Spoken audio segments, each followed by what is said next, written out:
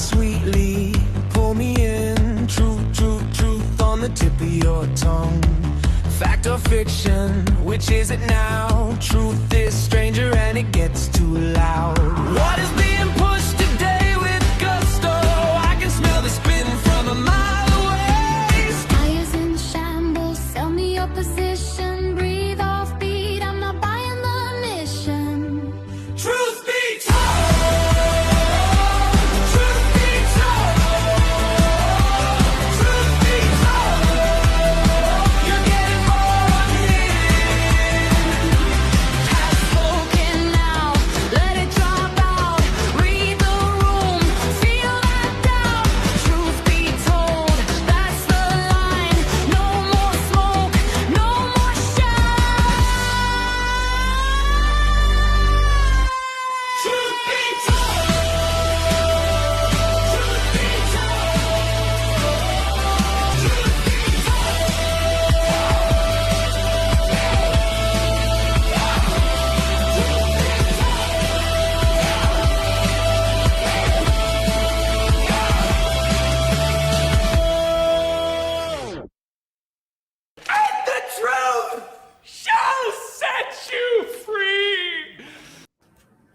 Well, hello, everyone, and welcome to yet another episode of Truth Be Told. We have a special guest tonight joining me in Platinum.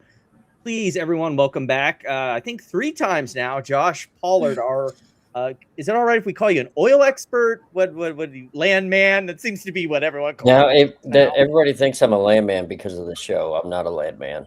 The landman does a lot of non-landman shit, so everybody just assumes I'm a landman now. Gotcha. Well, hey, why don't you explain that? Because everyone seems to be throwing around that landman title.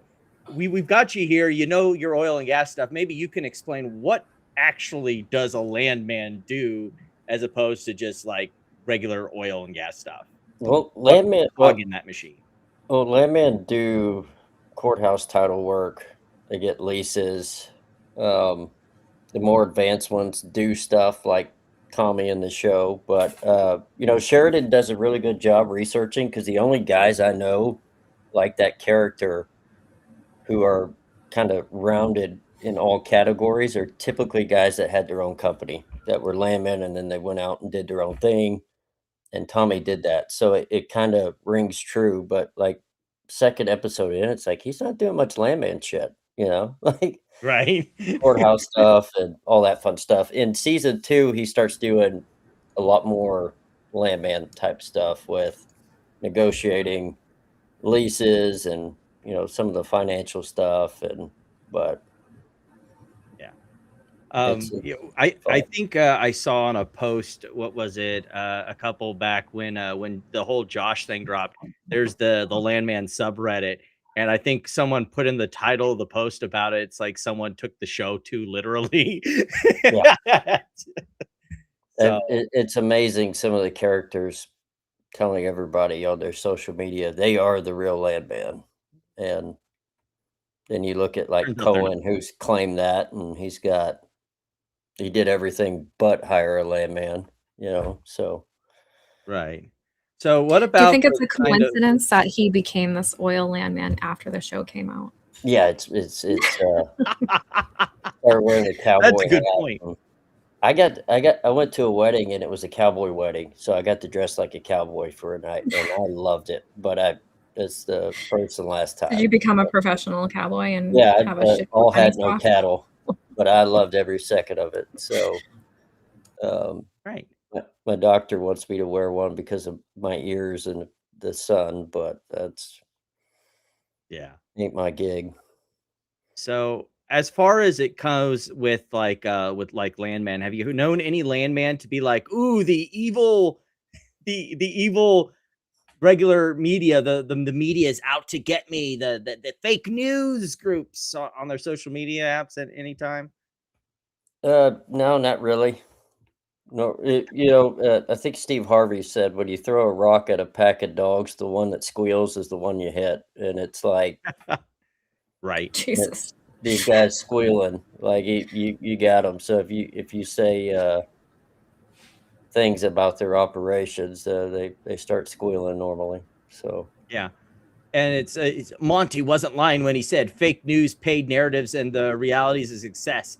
It is sad to see what parts of the media and online news industry have become today. Over the years, I've learned that success attracts many things: opportunities, partnerships, support, critics, and unfortunately, sometimes people who are willing to spend money and effort trying to damage someone else's reputation. I have not. I do a Saturday show, and I haven't spent a single dime. And as far as reputational destruction, I don't know, bro. You kind of do that pretty well on your own. Yeah. Platinum, anything from you, Josh? How many sleepless nights have you spent on Brent? I don't, and it's funny because everybody's turned on him. So you hear everything out of his little circle, but it's like he's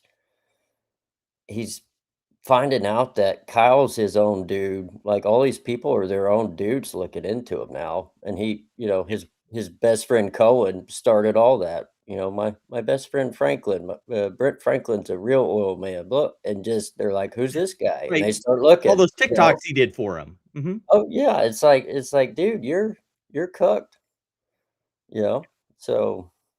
Well, and they're both kind of like, and we'll get into it here in a second. I want to jump the script, but they seem very much kind of like the same people. They just cannot help themselves. They have to talk. Yeah. Well, Brent had historically been smart and not engaged, like the other day with Kyle and stuff. Like you're not going to win that, and he stepped right in it with Kyle, and it's like, oh, Kyle gotcha, Yeah. So Cohen would just jump right in, but Franklin had typically held out until now.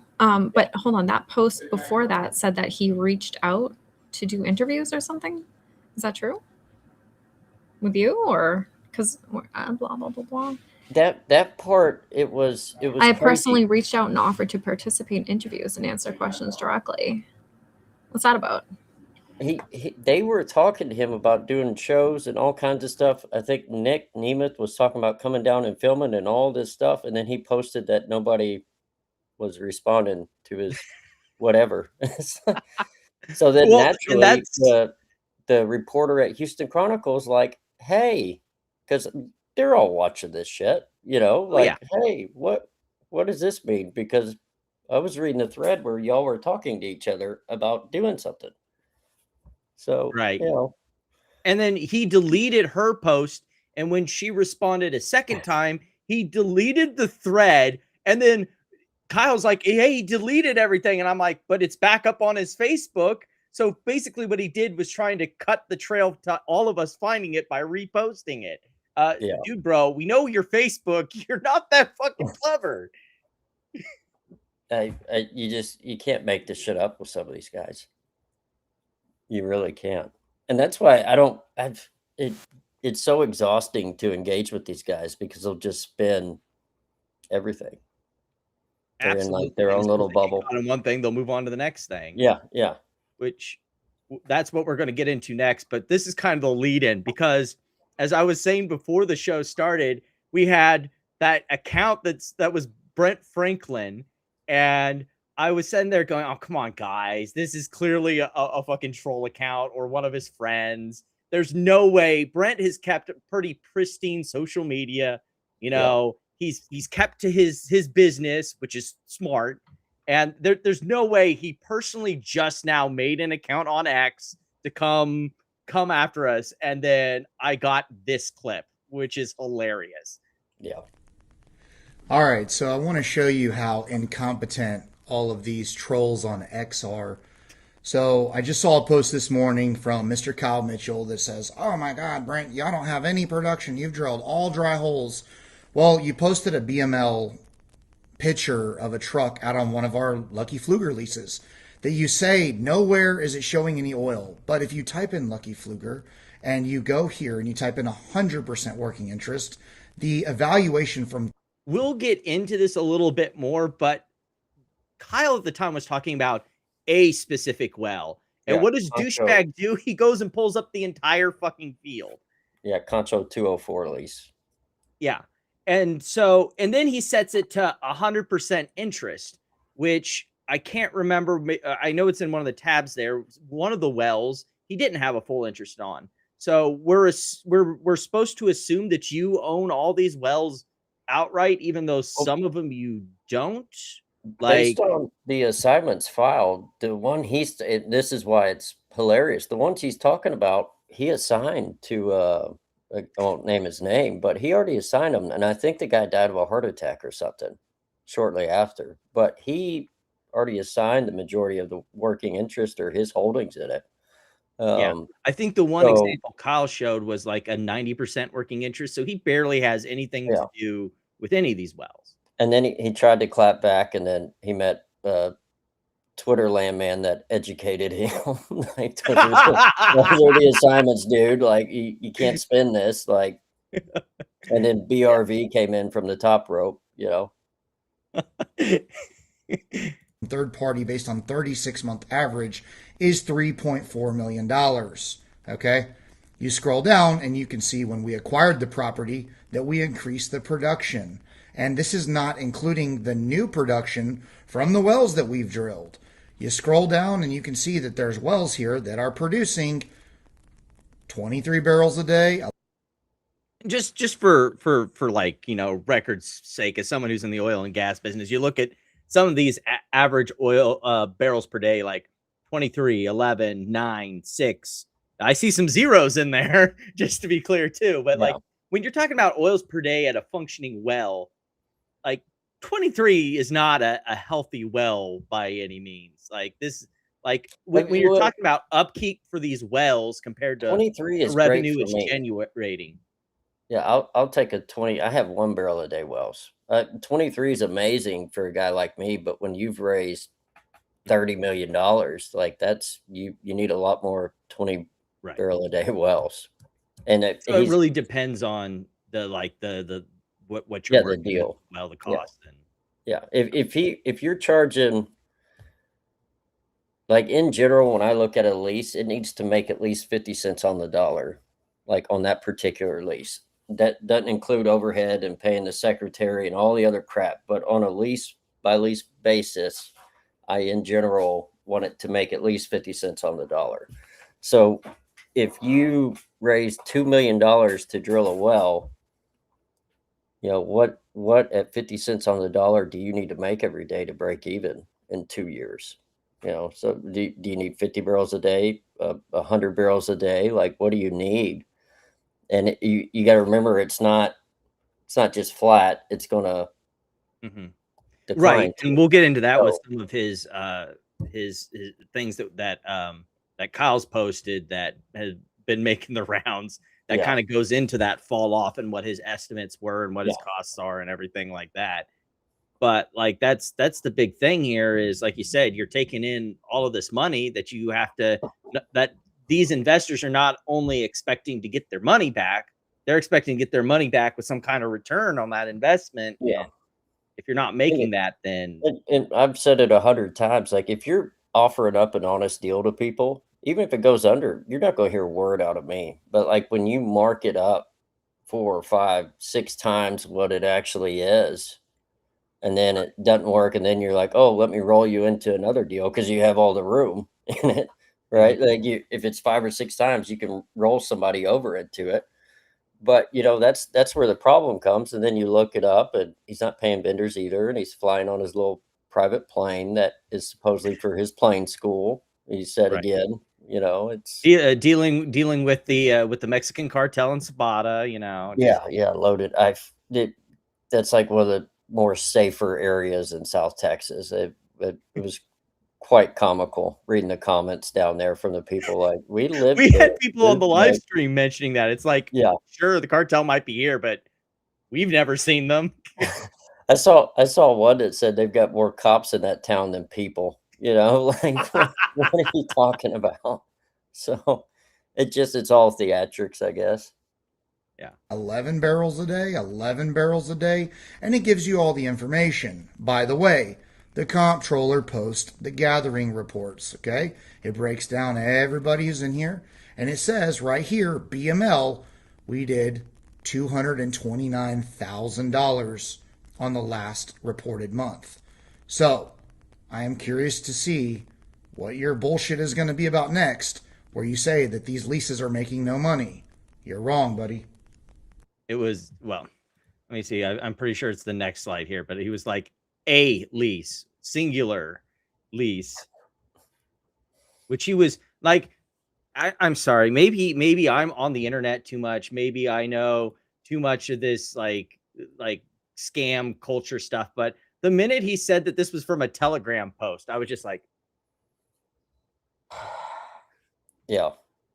it's just, Well, it's Like, just Kyle just he's like Cohen. He didn't read what was that. It was like when Cohen got all bent out of shape on me in the group chat about severed oil. It's Right. like I didn't say you were moving. Like I knew he was. I knew everything about it, but it's like, thank you for just, leading me to it. right. When you're And trying then- to get out in front of it Yeah. that hard, it's pretty obvious what's Yeah, going on. and just like this, he came in, Captain Dipshit, and Well, there's the video we were talking about, and yeah, then he's it's like, consider this, well, and then there's the. Let me see if I can open it up in a new tab here, and we can open image in new tab. It was like right there. If it was a snake, it would have bit me. There we go. Oh, not that large, but like here's exactly what we were talking about. 90% interest, working interest, and a 75% EFF PDP1, is that, or an I? LLC's working interest on the wells in Exhibit B. yeah, So it's- basically, yeah, he basically sold off those wells to some other dude and yeah. only owns Well, like what, 10% interest now. I don't know the validity of it, but I heard the guy was pissed off investor, and that was That was a Yeah. pay to basically make yeah, back. yeah. So that's possibly something that else that to look into down the road, because I guess that's I wouldn't be surprised, because again, this guy has like a trail of civil lawsuits following him everywhere he goes, much like Josh. It's insane. And that goes back to the question. It's like you raised all this money. Mhm. You're showing the lobster and the planes and your Corvette and your Right. Escalade and these trips, and then you look at and you're getting sued for not paying vendors. And he's like, "Well, I paid them." It's like, yeah, like 5 years later, Mhm. 50 cents And at on a the dollar fraction, or because a whatever. lot of those were settled cases. Yeah. But They just wanted to get some money back to make themselves even or whole. yeah. But and then let's see here. Because this is one of the ones where I think it was a whole like chain going back and forth. And there's more of the screen caps from the same video after he pulled directly from the Railroad Commission. What are you talking about? I don't see Dick. What's going on? Yeah. And it And just kind of goes and- on and on. I don't know if you have BRV, but that was kind of the original. I think it's one of the ones down here. Let me see if I can. Yeah, original EFT guys. I think they took down Whiting on the Whiting bankruptcy. Yeah, So like he was showing the okay, so this is back to that. And you got him on this one, the Conoco 204 well, IP'd 8/20/25, and then production popped at the same time. No production reported to the 204 lease. Each permit has its own lease number, and there are only 20-acre leases, not part of the unit. And then if you compare the tank battery on the oil hauler pic he posted, you can see that's not the unit tank battery picture below. There's more tanks, and gun barrel is on the left, and the catwalk isn't the same. And then the flowback video, and basically saying that, yeah, it's. But he'll try to spin it, and well, he isn't now. I think his investors told him to shut the hell up, stay off Twitter. But yeah. Well, and then there was this other one. What was this Josh Weller guy who was going back and forth with him, and he was saying that it's not severed, all the production reports, as well as and basically saying that, hey, don't you have to like report these wells in a timely fashion, and isn't the like production company, your the Texas Operating Partners, your company. It's like, yeah, it is his company. So like saying that, oh, it's on them. Well, them is you too, buddy. Yeah. Well, that's the same move as Cohen. And, Franklin went to trial and he did the same thing as Cohen, is like where he didn't authorize the work. That was his claim. Yes, I He did didn't see that authorize one. the work. And Yeah. of course, he got his ass kicked at trial. Yeah. I don't remember which case that was, but Well, I it's like, think that was, and there was another one where he totally just decided that depositions, I'm just above doing depositions, and then wondered why the court excluded any of his testimony. Because of course, if you're not going to yeah, show up to depositions so that the plaintiffs can get their licks in to be ready for trial, then you just don't get to participate at all. yeah. And there's one where he's like suing or whatever, and he says he was not educated in oil and gas, and they took advantage of him. Mind you, the same time that's going on, he's on Facebook talking about how great he is and why you should give him money to put into a well. Right. And it's like, dude, Well, please what do you stop. think about this whole thing? Because I think me and Platinum went over it last time we were talking about Brent, where he was playing this game of after the whole Tommy G video where he was getting his ass clapped because everyone was talking about you're paying your workers like 20 something an hour and flying in fancy jets and, talking about the millions that you've made, but you can't pay your fucking workers. And then Yeah. suddenly he's like, he switched from the whole like fast jets, yachts, and all this shit to making stuff on his TikTok about how, oh, I'm a blue collar man. I get up and I work 14 hours a day and burr, burr, burr, burr, burr, and look at all this The, stuff. the first time we Jobs talked, is my flex. yeah, the first time we talked, it's like, because he needed me to pull records, because it's like, he mentioned something the other day about skeletons. I dig up skeletons. It's like, motherfucker, that's what I pull old records from the Right. commission. Like, if you need old records on old wells, there's about 5 of us in the entire state that do it good, Mhm. you know? And he took it out of context, but he reached out for me to pull old documents. And at the very beginning of the conversation, he asked how I was doing. I said, good. I said, not enough hours in the day, but you probably know how that is. He's like, oh no, I don't. I don't work over 40 hours. And I'm like, this guy's full of shit, not in this business. Like 40 hours, dude. Like that's Tuesday. You know what I mean? Like, Mhm. It's like so being a long haul trucker where you just, you're busting your ass. yeah, it's like there's no time for it. And it just like instantly it's like, oh, this guy's full of shit, And then you look like the Stribling lease. He made a video about how it was tested 100 barrels and he had a couple more units for sale. And like 3 or 4 years later, it hadn't sold a load of oil. And, it's just, Right. and then in the documents, it says they didn't have the actual well files, I think, on it. That is the Stribling. Mm-hmm. And if you Let me see here. if you scroll I down to got the comments, they don't have any information on the well. So they re-entered a well, I guess, and didn't even have the records on that well for the re-entry, which is crazy. Yeah. I was just curious because, I know earlier we had talked about the Zapata well. Do you know anything about the guy who did the records on that? The guy who runs this like Waxwing Energy, or have you ever heard about it? We were having such a funny time talking about Brent being Icarus. In fact, I had to make it the thumbnail this time around because like when you're getting your energy reports from a guy who names his company Waxwing Energy, the joke is fucking right there. You created the punchline yourself, my dude. I don't even know what that means. Like there's a lot of good guys that end up working for these crooks and then they find out, because it's like you try to be good to everybody and then you find out it's like, oh, Right. this guy's, and And so that's what I I don't. was trying to figure out if you knew anything about him, because I'm a guy who likes, if you're a dickhead, I'm going to fire shots, but I don't want to be like, here we got his LinkedIn.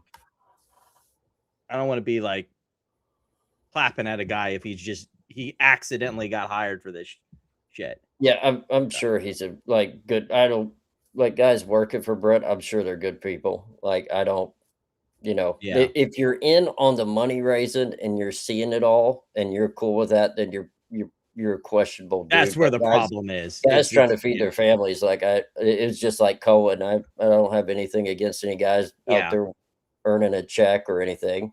You know, if you're doing a Because legal check, but yeah, when you look at the well operation, you go out there and you drill a well. Usually you have to have some sort of good information. And it seemed like, he went to an actual, I don't know how, how vetted some of these events are, but if you got like some research that you're doing, you go out there to some of these these events where you try and, showcase your research. And I assume that's what he was doing. And then Brent probably was like, that one, yeah. what are you going to do at that point? But I didn't know if you had any more context there as to, was it just a bad research, Brent was just looking for something, whatever. Well, I've heard, he's allegedly buys just cheap shit that even the geologist says is shit and goes and drills it. And like it's like the only legitimate production he really has, I think, is one Concho well that he's running through another lease, apparently. And then some PDP he's bought. But as far as drilling, like it's not, you can't raise shit piles of money to drill wells because your investors are they're against the gun before it even starts. And if you make Right. $1 million on a dry hole, that's not very good either. Like you're kind of an asshole. Or a barrel a day well, because that's not a dry hole, according to Brent. If they find oil, I mean, with the money they in and how fast that well is going to drop off, we'll get into that in a second, because I have this up for a reason. Like you look at the math of it. Like, first starting off, I know we brought it up before. Him trying to use financing as revenue cash flows is when you've been on when Running with Bears has been around, and he said that was a new one by him. Yeah. Or vendor. He was doing something crazy with the vendors too. I think Cohen was, wasn't he? Well, not Cohen. Like Brent. No. When I told him about this chart right here, where Brent was, you can see right here his investment cash flows. He's counting under revenue, and then trying to say that this is the revenue we bring back by sliding in investor money in there. He's like, that was a new one by him. He said he had never seen anyone trying to do investment cash flows as revenue. Did Brent post he that? He also said the CapEx paid by accounts payable was a new thing that he saw too. That Cohen. Yeah, Brent, like all these oil company hucksters really throwing CPAs for a loop over here with their finance. Yeah, it's not that complicated, and like it's pretty straightforward unless you're raising shit piles of money for working interest, and then you're not doing anything with it, Right. Because all it takes is one bad thing to happen and you're in the weeds. Right. And one thing that I noticed with like Kyle's stuff is if you subtract out the 5 million, like I was doing some back of the napkin math once I got into the numbers here. So like if you subtract out like the 5 million and you start running his tests here by 3031, like if you haven't like the wells are start being underwater compared to the investment before the people he's pitching this to have been invested. Yeah. And you're talking about like you look at, this is the same thing that Kyle was showing here, this chart, and you get down here to like the money that he's saying EBITDA, like net profit. Well, first of all, like if you're putting EBITDA in brackets, EBITDA isn't net profit. EBITDA is earnings before interest, taxes, depreciation, and amortization, which, man, as an oil well rig, taking out that depreciation and amortization is a big ask, I'd say. But, do your finances the way you want to. But he's like saying 5 million. Well, take out the 5 million. So the actual revenue is 245,000. Well, like being as generous as possible, the 5 million investments in front of you, and say, the average I've seen from some of these lawsuits is people are putting in like 300K slugs. So, okay, you've got 5.3 million in here.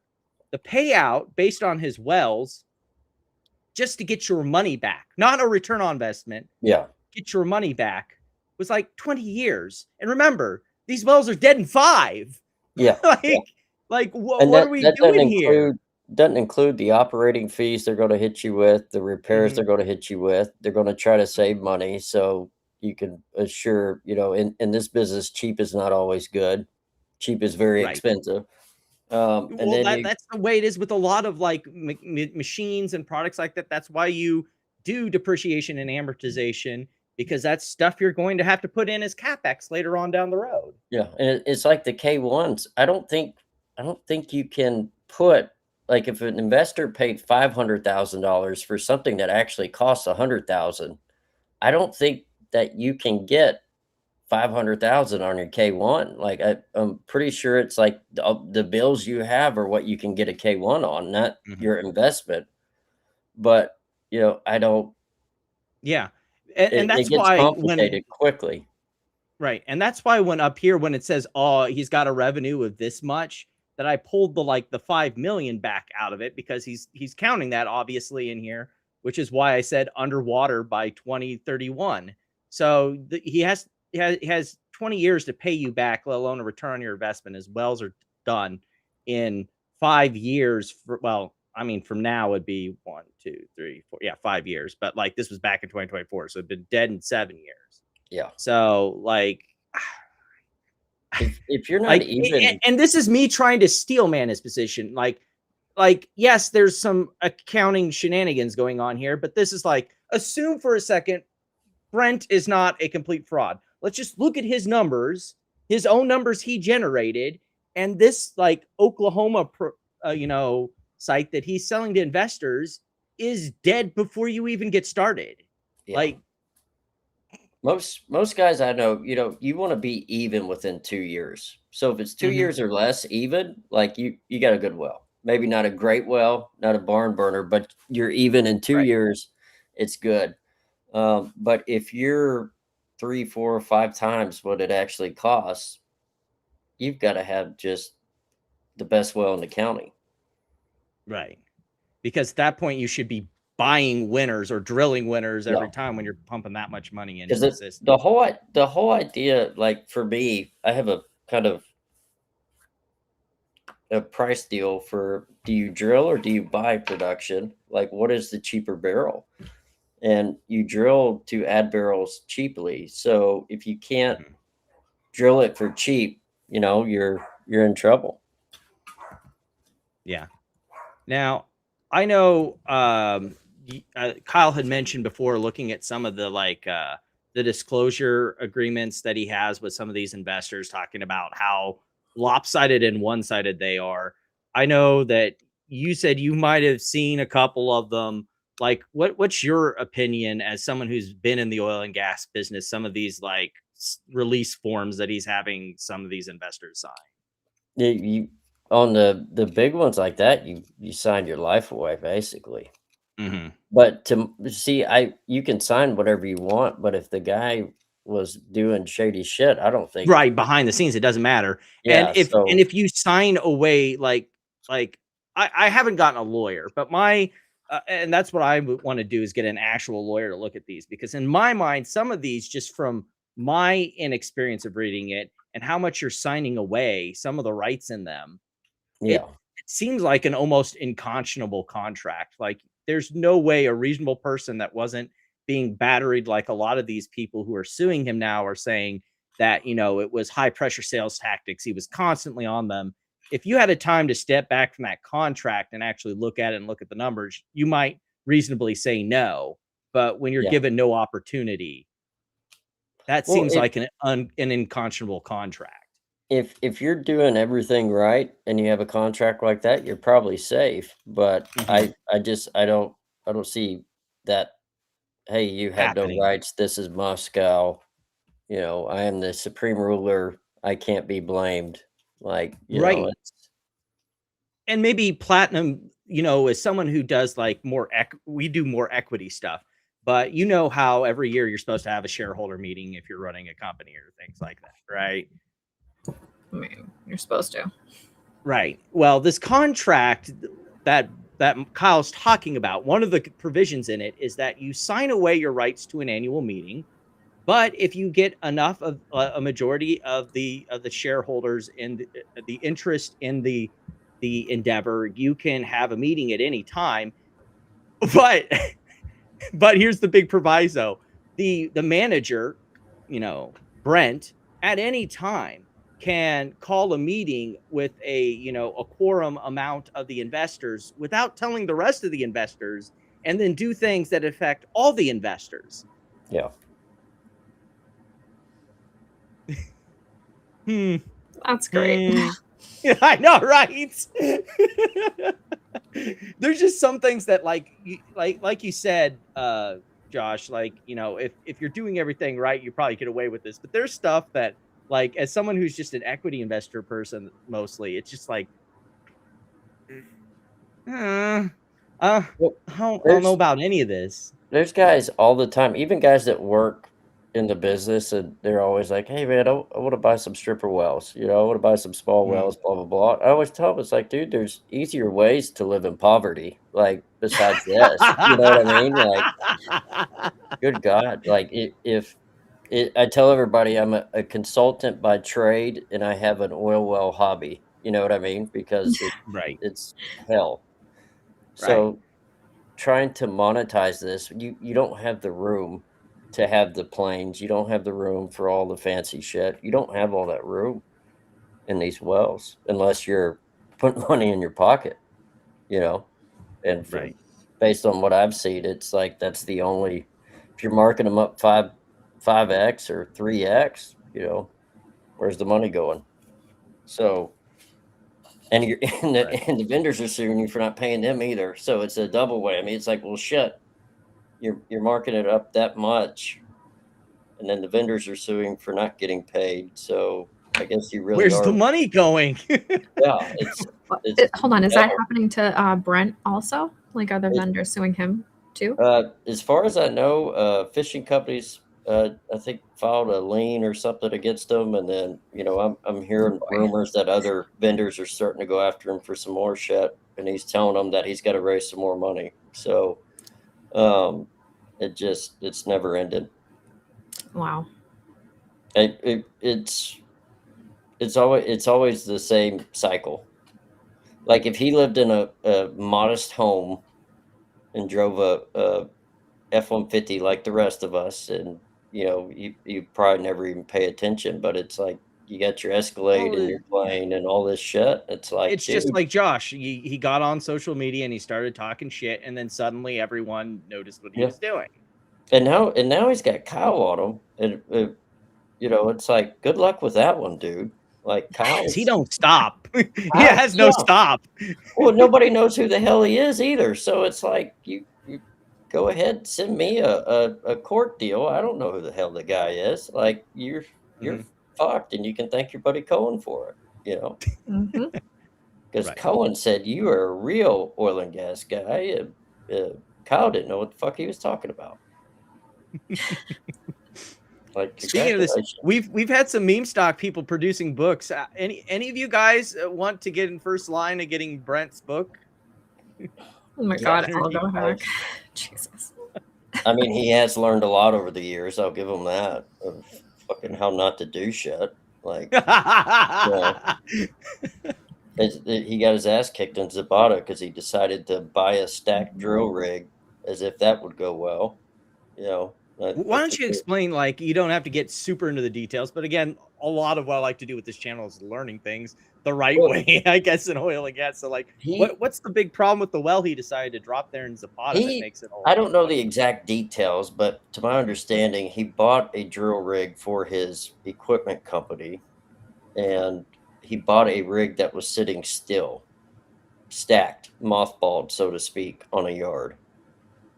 And then he, went and tried to drill I think it was 9,000 foot well or whatever, and all hell broke loose. And like 3 months later, he finally got off the well, sidetrack and all kinds of crazy shit.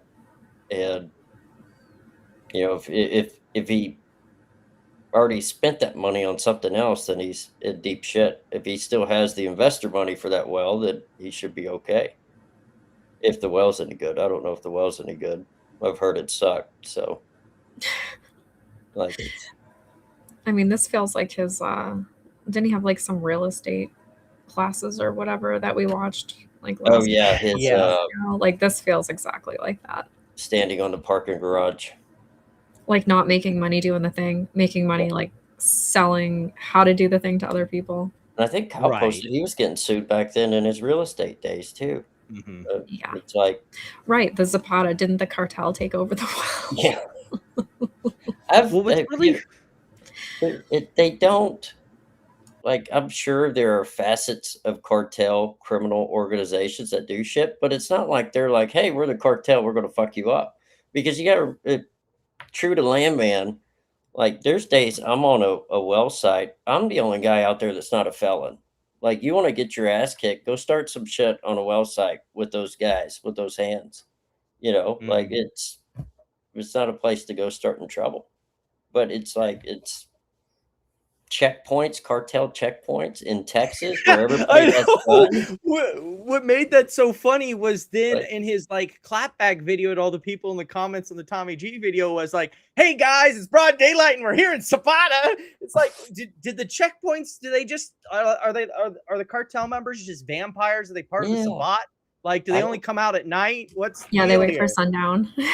Yeah, in Mexico, I'm sure that's a real thing, but on the Texas side, like that would be No, all when you over have real boy law Facebook enforcement. and everywhere else, and every redneck with a shotgun would be going down there, and like, it's like crazy. So you wouldn't go there with like a bunch of cash just to hand it No, out? Yeah, 6K for the 6 hands. it 1K was like each. so bad. We're going through a cartel checkpoint, but we're also going to carry this big bag of money. Big wad of 6K. Just And contrary to like the movies where guys carry money to bribe people to get into these countries, and they'll just shoot you in the face and take your shit. Like you're not bribing nothing. You know what I mean? Like it's not James Bond where you slip a guy at 20. He'll shoot you in the head and then empty your pockets. So it's like, give me a break. right. Yeah, it's pretty silly. Unless you're You know, carrying speaking of that, Bitcoin. Well, I don't know if it's I don't know if this is the same one, but you were talking about like some of these cheap wells or some of this stuff like this, and there was that one video I hadn't brought up yet, which is the one he did with like the School of Hard Knocks people, where they were talking about, I think, one of the wells. So what is this right here, and break it down for everybody? Yeah, so right now we're on the rig floor, and this is a top drive drilling rig. There's two types of drilling rigs that we work with. One is called a Kelly rig, the other one is called a top drive. How expensive is this equipment? Well, it depends. If you buy a brand new, this rig right here costs you about $6.5 million. Woo! Did you drop that on that? Oh no, bro. So what we were able to do is we were able to find a seller who had a couple issues with their business, and we actually bought this from a company that bought it from a bankruptcy. So we paid about 15 cents on the dollar for the rig. So he spent like what a couple $100,000 maybe then, if it's 15 cents on the dollar for a rig that's about 5 million. I couldn't tell you. I know he got sued over the rigs a while back, and I guess it settled, but he got sued for not paying for the rigs. Another one. So he gets a discounted rig from bankruptcy and still can't pay for it. Well, that's part of his model, which is really fucked up. Is like, I think he's got investors that fronted the cash for the equipment, so he's double dipping. Like he's raising money to drill the well, but then his service companies are no bid drilling the well. So he's mobilizing equipment all over Texas rather than using local, and that's right. That would have been easier to move in. Yeah, a whole nother ball of wax. And I don't know if he's got dozers and everything. Is he building locations? So he's probably putting that in his pocket too. I mean, well, he has heard that one company where he didn't he have that he was trying to sell investors on, where basically they manage the equipment. So I guess they have a huge equipment backlog that they can, like, I guess, rent out equipment to other companies and kick back money to investors or whatever. I don't know. Yeah, if you have any friends that are in oil field service and owned companies, you know, it's just like, it's worse than fucking owning stripper wells. It is absolute hell of a business. And he's like, oh, we're going to go do it. And we're going to do great, you know, and it don't work that way. Well, it was like in one of his videos, like he was like, I get it. Going to college, like, is kind of passe in some areas where, you know, you don't need that education. You can just hop into the business. But he's sitting here talking about, you know, the real knowledge they don't tell you in school is that you go out and you provide services to people who need things. It's like, yeah, no shit, bro. That is indeed how business works. Glad we got that one out there. But like, the guy who talks shit on education and talks about how schooling is horrible and is just a waste of money, and they teach you to take on loads of debt and then give money to everyone else. It's like, this just sounds like a dude who has not achieved very well educationally and has constantly seen people get caught in debt traps because they're not smart enough to stay the hell out of them. And suddenly that just must be how society works. And he's found the cheat code, guys. He's found the real cheat code to get out of that. Yeah, investing with him's a great idea financially too. Apparently, you know, it's like, that's all. I didn't go to college. That's all I want my kid to do is go to college. That's what I like. Every time, every situation, you don't like. They're like, yeah, not for something he can't use, but like, go educate yourself and learn it, because there is still value, I think, in certain things in college. Like, I agree, you should not raise like 300 grand in debt to learn to be a music major, like Caleb Hammer, you know, the accounting guy, but he landed on his feet, you know. But it's like, you probably shouldn't do certain things and run up debt. But if you like go to college to get a law degree, there's always going to be a job for a lawyer. Yeah, or nurse, or you know, in trade schools too. I think trade schools are great too. But you know, he's pot meat kettle. Like, that's a bad investment, you know. So you had talked about us ahead of time. Maybe you can also break down the document for us. W-2. Okay, so this is like a tax form then, or? Yeah, that's a completion form. Okay. And this was the completion form that the commission was hounding him for quite some time. Completion redemption 5/3/2023 says this when the well was completed or when he completed the document date. So the spud date. Yeah, spud date's when they started drilling. Date of first production after rig. That was a month later, about. Yeah. Or no, a couple days. And then if you scroll down, the test in there will be. Oh, did I go too far?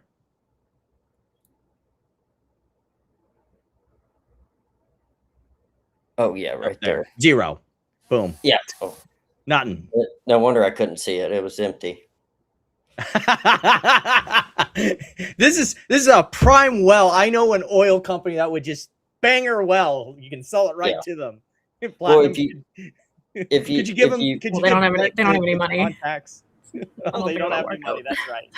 I should have found his video of him bragging about how great that well was. That it was testing 100 barrels a day, and they had a few more slots to sell. But then, if you look in the notes, if you go back up a little, right there, remarks. Yeah, right there. I guess they re-entered the well, and they didn't even have any information on the well. Oh my! Oh boy, I have inserted information on the cementing portion of that part of the pipe, but it is incorrect and was done so we could move on from page 4 of the W2. Yeah. So they raised money, and it's like, and this goes back to, you know, it's like, oh, you said you're digging up skeletons, blah blah blah, and it's like, yeah, that's why you originally called me for shit like this, to find the old documents to. Case in point, and then you went and re-entered a well, I guess, and you didn't even have the well docs. Womp womp. It's wild. You can't make it up. And then I think the workover rig, like when they re-entered, I think it sat there for months because he got sued or leaned or whatever.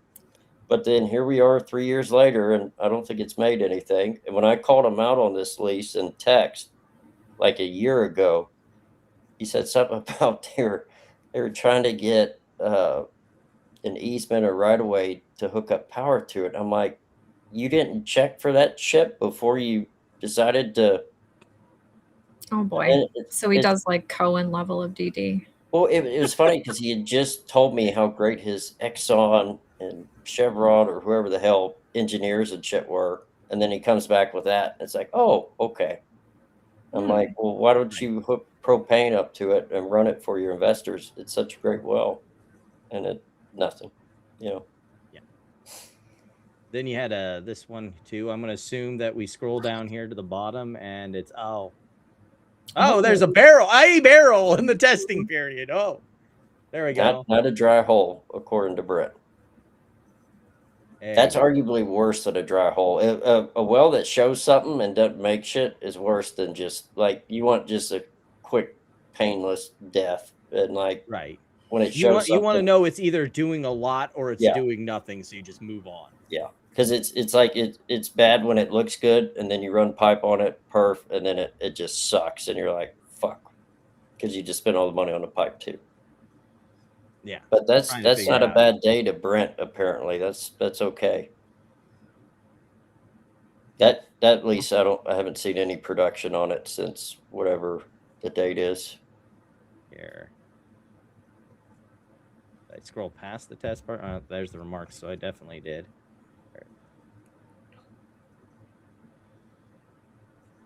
I don't see any sort of production notes on here, so yeah. Right. Unless I'm just blind. They drilled to a depth. The 1 barrel a day is there, but as far as the production, you'd have to go on the commission and pull the API or whatever you want to do to find it. But it's more of the same shit. And then he got a hold of a gas well, and I don't think it worked. It's just one thing. He had a Doty Jackson, I think, and I haven't heard anything on that from him. A good while. Yeah. He's not doing his little fucking Captain Dipshit dance about how great he's doing, Well, I think what we'll do is we'll finish off. Like I showed a clip from it, but this was the whole video. Like, remember that podcast where he's talking about all the lawsuits that he was getting sued? I guess this was the promotional video for that School of Hard Knocks podcast they did, and I've cut it down because I don't want to sit here for 25 minutes listening to Brett, jerk off to himself. But we can make it here. In fact, let me turn up the playback speed on this a little bit. Maybe not 1.5. We'll do 125 and see where that gets us. But here we go. So this is going to be a masterclass on all things oil and gas, you guys. Come on. There he is. This guy does actually talk fast. How's it going? James. Brent Franklin, how are you? Good, man. It's good to meet you. Good to meet you as well. So you own this right here. I do. And also, if any of you feel like jumping in, like there's something that either of these two goofballs say that you want to clap at, feel free to let me know and I'll hit it. How the hell did you even get into oil and gas? Man, it was crazy. I was mowing grass right after I got out of the Navy, and I got a phone call from a buddy out in Midland, Odessa. So he's like, "Hey, man, I got you a job on an oil rig." I packed my shit and I rolled out and got on a rig. And a couple years later, and I love how this story, like, of the whole, like, I was mowing grass after the Navy, and he kind of skips over his whole, real estate scuzzy business and some of this other stuff, because it makes for a great TV story to be like, yeah, I was mowing grass after I left the Navy, and now I'm just, building oil wells, making millions of dollars. It's like, it's very made for TV kind of thing. ended up buying a couple, and now we own oil and gas business and investment companies. Now, for the people that don't understand how much money that they can actually make in oil and gas, how much money have you made in the last year through oil and gas? So our company did about $40 million last year across all of our platforms. 40 million. I strongly doubt that. Like, we've talked about how, like, a lot of that has been investor money. I mean, Josh, have you seen anything to, like, back up that 40 million number? I know that Kyle had brought up that he had taken in about probably 20 million in investor money. I know him getting 40 million out of his wells. There's a new in revenue Edgar filing that shows, I think it's in the 30s now from him, that he's raised 30-something million. But and we know he's counted investor money as revenue. So I mean, could be he's gotten maybe 10 million out of his wells. And he's bought some PDP, but it's still not, 30 like you. $5 million to put to work is difficult. Like $30 million to put to work is very, very hard, and you're leaving a footprint everywhere you go, unless you're not putting $30 million to work, because everybody's like, hey, this guy's got money over here. Like he's doing some cool shit, because people want work. You know what I mean? Mm-hmm. So, and not $20 an hour work, like real work. And if you're putting in legitimate cash, you're going to catch people's attention. And nobody is like, oh, hey, check this guy out over here. Like, that's not happening with him. So you're saying that he's either doesn't have the money, or he's gotten a reputation that he's not good for his money at the end of the day. Well, it could be both. Like, there's all the people that, has sued him or leaned him or whatever. It's like, and then insult to injury, these guys go on Facebook and he's posting ads and it's hitting their reels. So now they got to see the asshole that owes them money. Talking about how much money he's making it there. It pisses you off. It's like, shit, he don't even owe me. Well, that's how the oil tycoon lawsuit people found him. They were wondering where he went quiet on them. They were wondering where their fucking money was. Yeah, he's bragging on TikTok and Instagram. Yeah. Like he made $20 million. They're like, we can't even see the fucking books, you motherfucker. Yeah. And that, if you read that case, it's sad, because it sounds like the guy lost everything too. Like and it was supposed to be like a retirement fund. It sounded like. Don't ever put your retirement money into a well drilling. Like that's crazy to me. Like it is a very binary deal. Like if you said put some into 100 wells, like you're still, like, fuck, go buy some whatever. Just buy, like if you're so big into wells, just buy a royalty trust where you have a bunch of wells and you have ownership through a share offering, and you get the cash flows and dividends. And if you play it even more right, I believe a lot of those royalty trusts, they're tax deferred. So you don't even have to pay the normal tax dividends, the dividend tax that you would normally pay on those royalty cash flows. So it's crazy to me. And I feel bad for the guy, because it's like I don't know if he didn't disclose it or what happened, but it's like he should have never been in that deal in the first place, Right. And then, I think that's a lot of what he kind of, targets is people who don't know the business. Why else would you go to like Tommy G and these douche haircut buffoons to try and get people to get into oil and gas? Clearly, you're looking for the schmucks. Yeah. And it's where you're looking too. Like I've done multiple prospects over, say, just this last year, and it's literally 3 or 4 days from when I have it made to sending it to an oil guy or an oil company. That son of a bitch is either bought or they say it's shit. But there's not like, I don't need to go out and find all these random people. Right. And it's, if oil guys aren't buying the deal, you have to question why. Right. Like I had a deal. It was gone by, I told somebody about it at like 7 a.m. and it was gone by noon, and it's an oil company, and it's just a prospect, but it's like, if oil companies aren't touching it, you have to wonder why. And then also you got to ask, can they actually operate? Like the Rise Petroleum, his company, like they clearly have operating issues. Like, so even if you make a good well, now you got to trust that he's not going to fuck it up. Right. Because he's the operator that you're supposed to be getting your cash flows from. Yeah. And him and Cohen just had the same excuse like a month or two ago with the commission, that they were understaffed. And that's why they were behind on shit, regulatory. So it's amazing they submitted almost the identical shit at the same time, It's amazing how all of these like funky oil shitcos have the same problems. Because what is it, Platinum? How long did it take to get financials to the SEC from NextBridge? Like they were like 2 years out of date almost. Well, yeah. They had an S1 that took like 3 years, and like 12 amendments, which is insanity. I think I'm going to start call these people out more, because it's like, you can talk shit about me all you want. I don't care. Like, I'm not trying to fucking run for governor. Like, Right. say whatever the fuck you want, you know. That's kind of what our podcast is. It's like none of us got any political that I know of, Platinum, unless we need to change the show. Definitely not. Format. Yeah, we're just gonna say what we think here, and I'm still going to call you out. It did, you know. Hopefully, the commission did really good with Cohen. They shut his ass down on the P4 transfers, which was amazing, because that stops the orphan problem. And then, you know, Stogner with the theft of service case, that helps stop the orphan problem as well. You know, what those are. I'd really hope is, like, I know Kyle has said he's been sending SEC complaints. It'd be nice if they came in and just cut him off from ever being in capital markets ever again. The SEC is like nothing right now, though, so don't expect that to happen. Well, because like the last thing that we heard from Josh was that he was shifting these wells onto shell companies that in like states as far away as fucking Alaska, so that way the liabilities are on the shell, and then you can recognize the revenues on your cash flows and your income statement. And when the well goes belly up, well, shit, I guess that bankrupt company just wipes it, and there's another orphan well.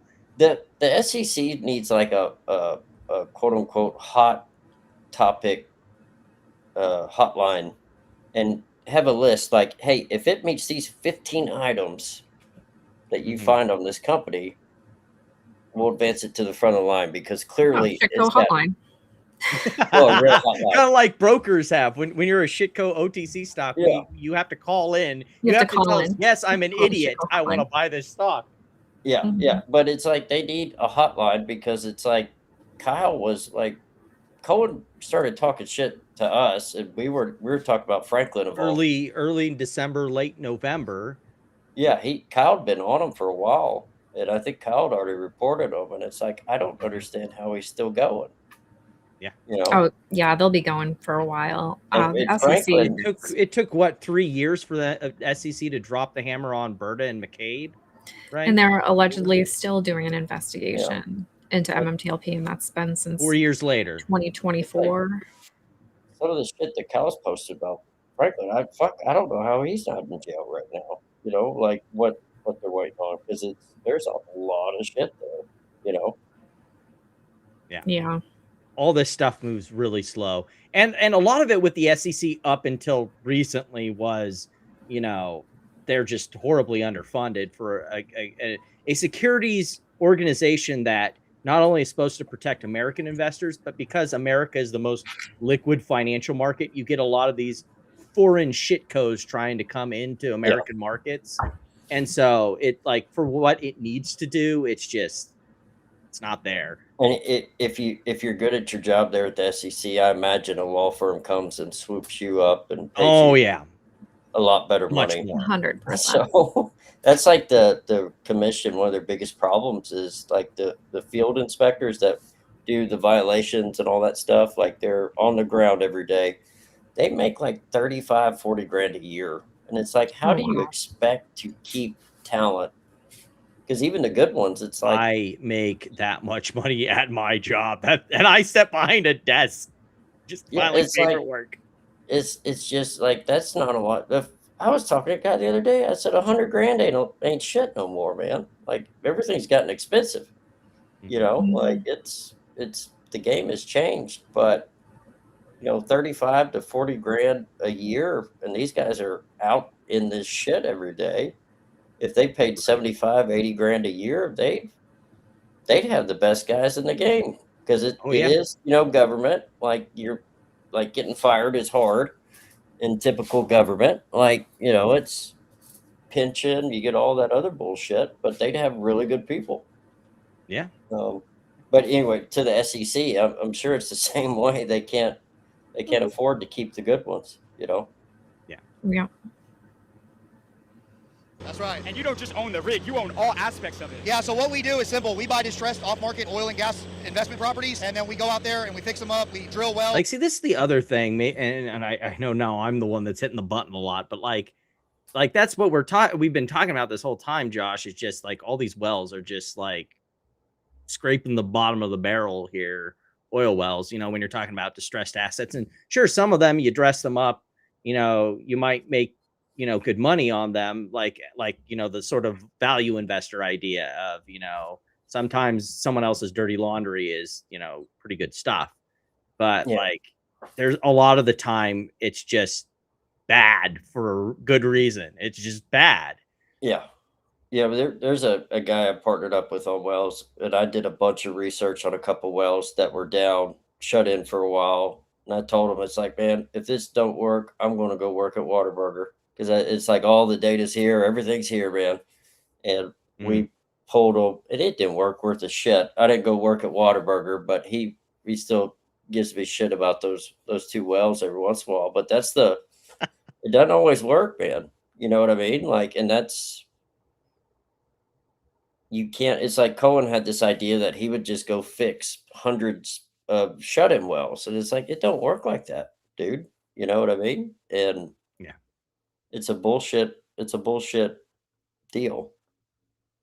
We fix wells. A lot of people in oil and gas over leverage their properties, or they don't know how to raise money properly. And so what we've done is we built a fund structure that allows people to not only understand, but invest in it without having to become an oil company. Now I want this video to serve as a masterclass for everybody watching that has no idea why people can get so rich off of oil and gas. Can you give us the blueprint today on how that's possible? Yeah, so a lot of people talk about getting rich off oil and gas and oil field money. One of my favorite sayings is, if you want to make a small fortune in oil and gas, start with a large fortune. It takes a lot of loss, a lot of headaches in oil and gas, and it's not just a get rich quick deal. You have to be consistent, you have to diversify, and you got to have a risk tolerance, but we're gonna dive into all that first. I said, you know what? Money doesn't come from chasing money. Money comes from chasing problems and monetizing the solution to those problems. So what I did is I took every problem that I had as an investor in the oil field, I put my pen to the pad, and I really wrote out a good plan that works. Because why do people invest in oil and gas? You see it on the ads, right? Tax benefits. Oil and gas is one of the only industries where you can actually write off your investments against your active income when the deals are structured properly. In addition to that, is that actually true? Because I have no idea about any of that.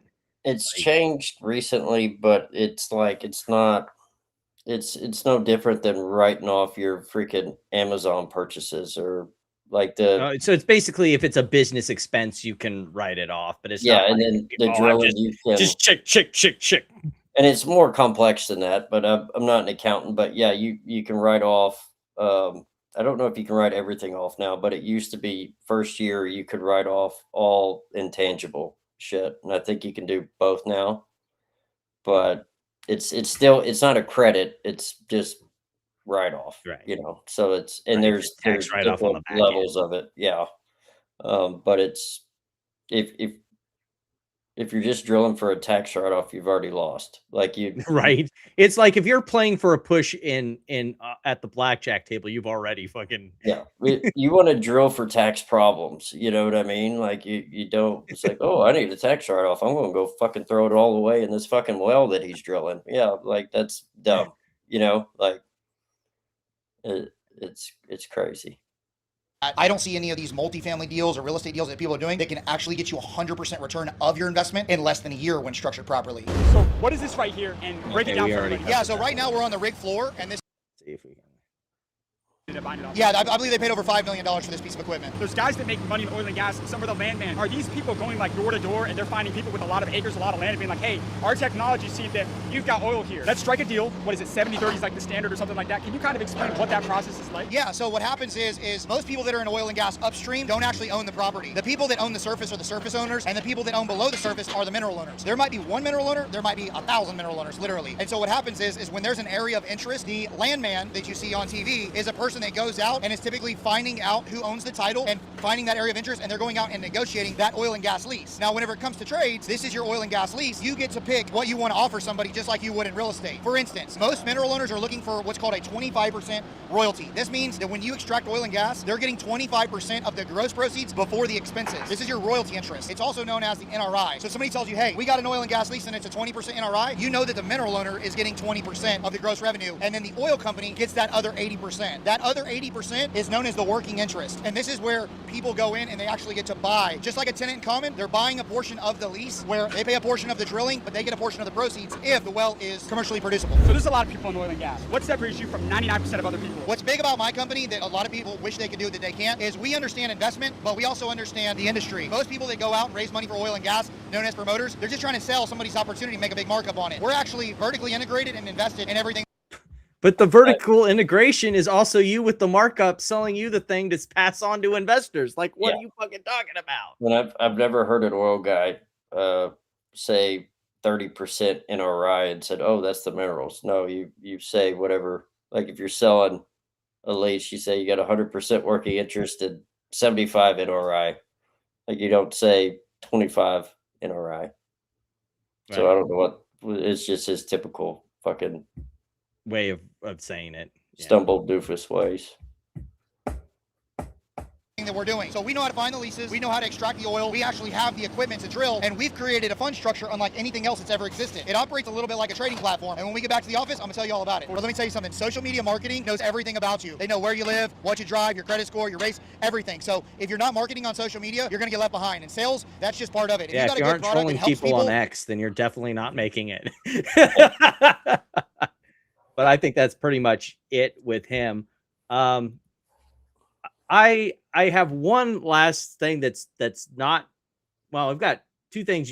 One thing you sent me and this one thing that's Josh, not, Brent related. I like they basically had an article on the Houston Chronicle where they basically broke down like what's happened recently.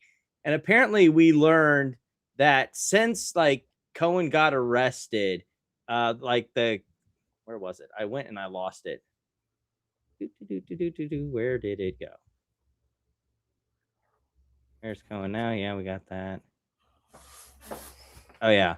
Josh acted as a rogue agent, says the new people in charge of AZRH Holdings, who basically kicked him off the board and then kicked him out of the CEO position. And then I apparently was told that this Bryant fellow is a friend of his from college, Michael Bryant. So like, like, sure. Everything's cool now. So when can we expect that next Q2 report and all your financial statements?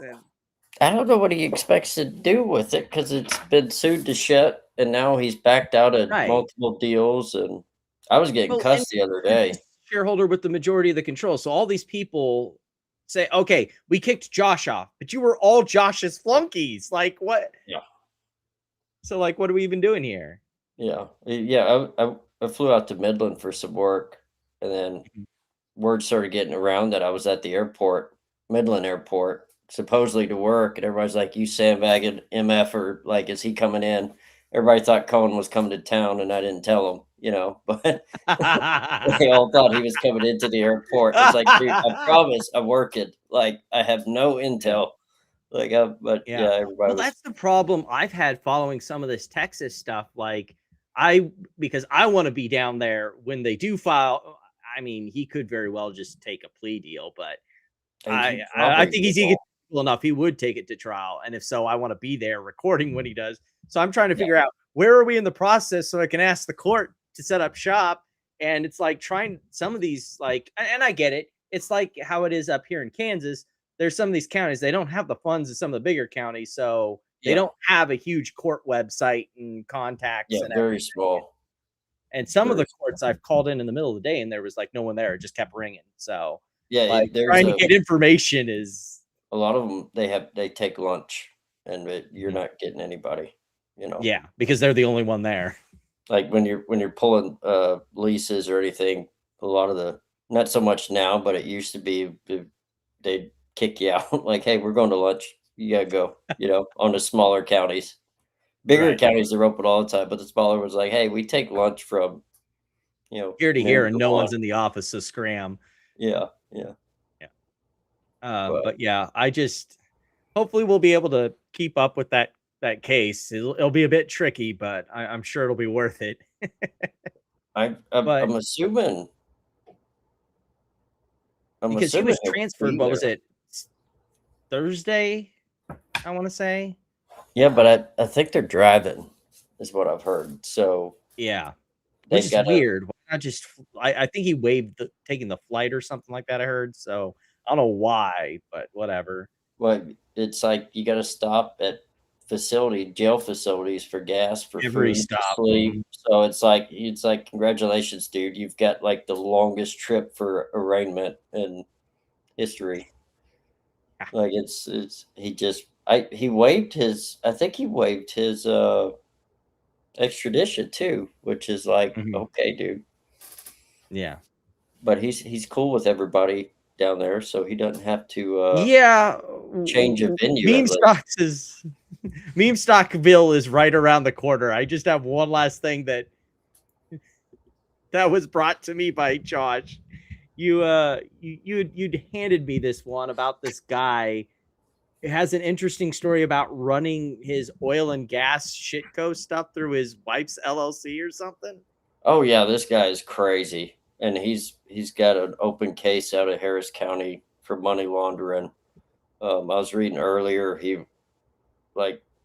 was sued for a hit and run where he hit somebody in somebody else's car and then took off running down the tollway. And it's like Cohen, you can't make this shit up, like reading it. But it's messed up because his wife is not oil and gas, and it looks like he already had legal trouble, right? So he got her because she had like a separate LLC, I guess. And it's like, hey, let's run the shit through there, and it looks like millions of dollars just vanished, so. And it's her business, so it screws her too. Oh yeah, it's like, that's not what they mean when they meant screw your wife. It's like, that's your wife. Why would you do that to her? Kind of deal. But I guess he got mad and he crapped in a box of her clothes in the garage. And I'm not making this shit up either. Like, yeah, the other screenshot was funnier. Yeah, the like deposition. There's so much shit going on this, and then it's like you've got all these investors in Kansas, and there was another case. It was like Alexander versus Darren Marlin, and they're saying that he didn't even own the shit, and he was selling them oil deals that he didn't even own. And then I guess he wasn't able to get the deal. So he's like, oh, hey, here, come do this deal. This deal's better anyways. And then you find another one where he's like doing it looks like almost the exact same thing there too, where he's selling shit he doesn't even own. And then I'm looking at this. It's still, to me, this case, this newest one, it looks like he was selling shit he didn't actually own. And just, it's crazy. Yeah. Well, it was nice having you on again, Josh. Unless you want to stick around for the crazies that we normally. Oh no, I've had enough fun for it. My back's killing me. If you can't tell, I'm kind of slouched out. Yeah, that's why I flew to Midland and didn't drive. But I appreciate y'all having me. I'll have to do it again. Hopefully we'll be able to get the gang all together for one of these episodes again. Maybe it'll be like when we're dealing with Josh's appearance in Texas. Well, they may have them little things in Ward County or wherever he's going, and he can FaceTime us and he can join the podcast from jail. And oh my God, that would be amazing. I don't know if they have them in small county, but they have them little face screens and Yeah. A lot of them. We'll probably have to ask the court for a press release on that one. I hope he's not a coffee guy. All right. Well, I appreciate it, guys. No problem. Have fun. Oh, we will. We will. All right. Bye. Oh my goodness. So we have a request. So we're gonna skip the order of the line as I had it. We'll get straight. We'll get straight to the towel apes. How about that? Sounds good, because this was very exciting. So before we get to that, we have, this is a good lead in. So apparently Michael got flagged by X that apparently this is sensitive content because he's talking about, his fucking cult. I'm a little suspicious that had anything to do with anything, but they're over here pretending that they're not a cult, which sure. Sure. Full story. I mean, okay, whatever. Oh, hey, buddy. Whatever makes you feel good at night. See if I can take this, open it in a new tab, and see if that's better. It is indeed not better, so we'll just go with this. So the breaking story that everyone wanted. I'm glad you got this before he deleted it. Oh, trust me, the internet does not forget anything. Because yes, he did delete this. I can't take credit for it though. I mean, duh, it's on Meltdown. Like, what are we even here? But what's more hilarious about this is, like, first, like, Jake calls him out because he, like, I don't know if you've seen Michael's. The only reason I see it is because I have, after he decided to delete his, like, creepy, you know, little kid love videos. Yeah. I have a 4K video downloader. The minute one of these clowns that normally likes to delete their content posts something, I have it within seconds. There is no escape for me. So you have this whole video? Oh yeah, he still has it up, I think. Oh, like, boy. he deleted the comment. He didn't delete the video. Oh, he didn't even delete the video? Oh, no! Like, that's the hilarious. Here, I'll even go find him and just to make sure that I'm not, you know, you're gonna give him a view? Oh boy. I'm gonna hit it as pause, and then he won't get the view, or I'll just land on his homepage and he won't. I mean, he'll get the page view, but he won't get the video view. That's so funny. Like, yeah, there it is. It's still here. Boom, right there. Which one? No, that's not the one. Bed Bath and Beyond. Nope, that's the one. Oh, maybe he did delete it. No, 20 hours ago. Yeah, it was Bed Bath and Beyond third-party release. So yeah, so he did delete it eventually. Yeah. Too bad. I still have it. Not that I have any intent to subject you. So video has been deleted finally, but like originally he deleted the post, so he didn't delete the video, which I thought was fucking funny. Like, he thought he was going to slide under the radar and was clever. But yeah, Jake, it was like, you basically created this like AI version of what I did, and then it got worse for him. He somehow thought that this was going to get better for him if he just started giving out in the comments about Jake, which, yeah, I mean, that's most reading an AI now. Summary of a transcript of Jake's AIDD. Oh boy. Yeah, like, he doesn't, like, most of Michael's videos on his channel now are not even Michael talking.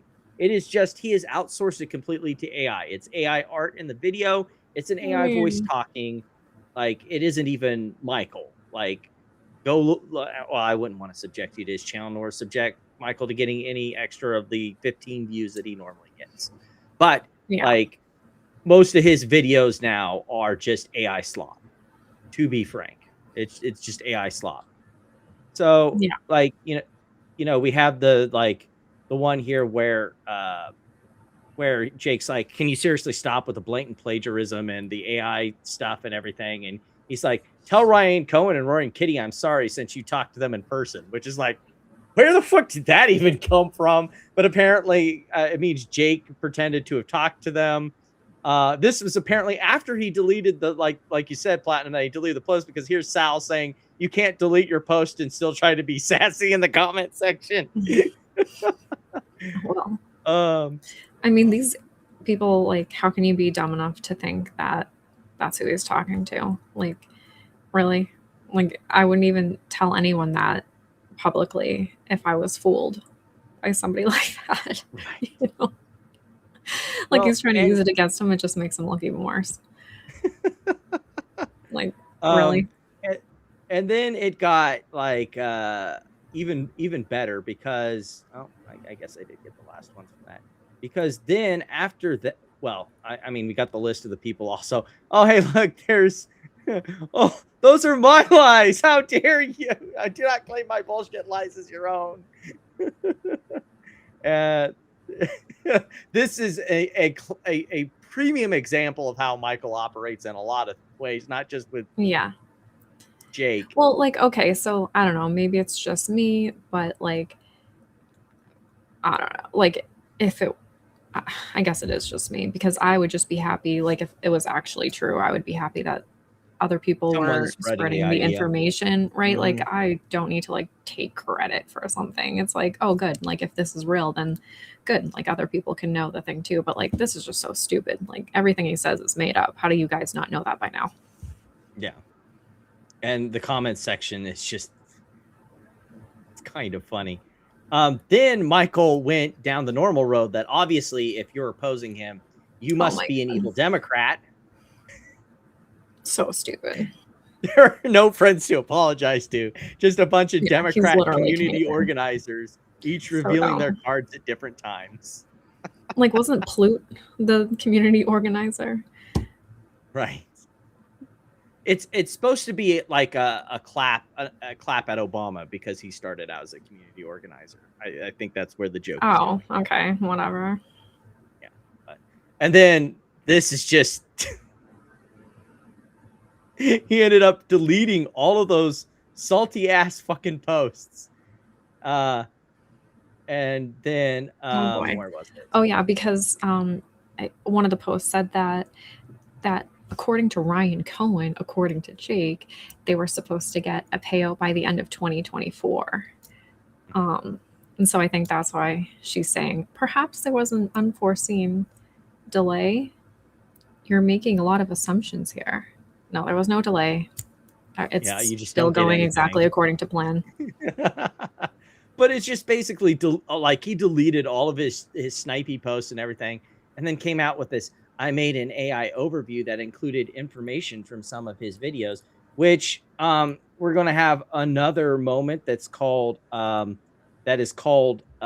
DD is always correct. So someone in the post on Meltdown said, I know these aren't reasonable people, but Michael's response is so reactionary and childish, and burning the bridge to one of the few friends and allies he has is a bad move. He should just have said, my bad. I meant to contribute to the community by putting your research in an infographic and meant to give you credit, but lost it in the moving parts. I apologize and will re-upload with due credit. And then all it could be, well, it would be a total lie, but at least he wouldn't have just burnt everyone in the process. And I said, yeah, 3 hours later, that's what he did. You know, down here with the, let's go back to the picture. As it, that's not the one I wanted. Yes, with the, I made an AI overview video of his work, and see, we're all a happy family now. Yeah, but he's not really apologizing. Correct. It's a not apology, basically, is how all of this like always works. So dumb. And so then we got the sort of apology, not apology from Jake. Oh my God. Can you believe this? He's literally admitting, I have spent hundreds and hundreds of hours over the years of my own free time to try and understand the BBBYQ story. Okay. Really? Sure. And you still don't understand it? Like, what? Like, this is all horseshit because he doesn't understand it at all, actually. Like, you are wanted to understand it. To get ad revenue for it. Like, is that why you did it, Jake? You know what I mean? Like, obviously. Why did you start a YouTube channel and drop your like wallet addresses for all your different, you know, like Solana and all that? Yeah, like this is what they're really mad about. Is Michael is stealing Jake's ad revenue? Yeah, this is my grift. Yeah, you bitch. That's what this is about. This is two children in a sandbox fighting over the penny they found on the fucking sandbox. And the penny is not even real. Like, it's actually a rock, and they're pretending like it's a penny. They found a wooden nickel. Yeah. But we do have some actual Bed Bath & Beyond related news. So the 23rd, which would be what, Tuesday, we will be getting the hearing on the HBC death spiral financing, swing trading. Oh, the appeal? Yes, the appeal. Mm-hmm. And so we will get oral arguments. Both sides will get 10 minutes in front of the Second Circuit Court of Appeals. Is there, as per usual, we'll I don't know. They don't have a call-in number that I saw, but if it's anything like last time, we'll probably get the audio transcript pretty shortly afterwards. Yeah. I mean, I don't really see this getting appealed, but you never know. Yeah. Like, because they lost in the lower court, like HBC ended up winning, correct? That's right. Yeah. So I don't know. I don't know enough about the whole death spiral financing game to be able to accurately. Well, they were. DK Butterfly was saying that they went over the 9.9% and they actually did own 10% various times, and so they violated 16B by doing that. Right. And then the court dismissed it because they said like they had blockers. So yeah. No, they didn't. No, they didn't. I thought this was interesting. This is not old BBBY. This is new BBBY.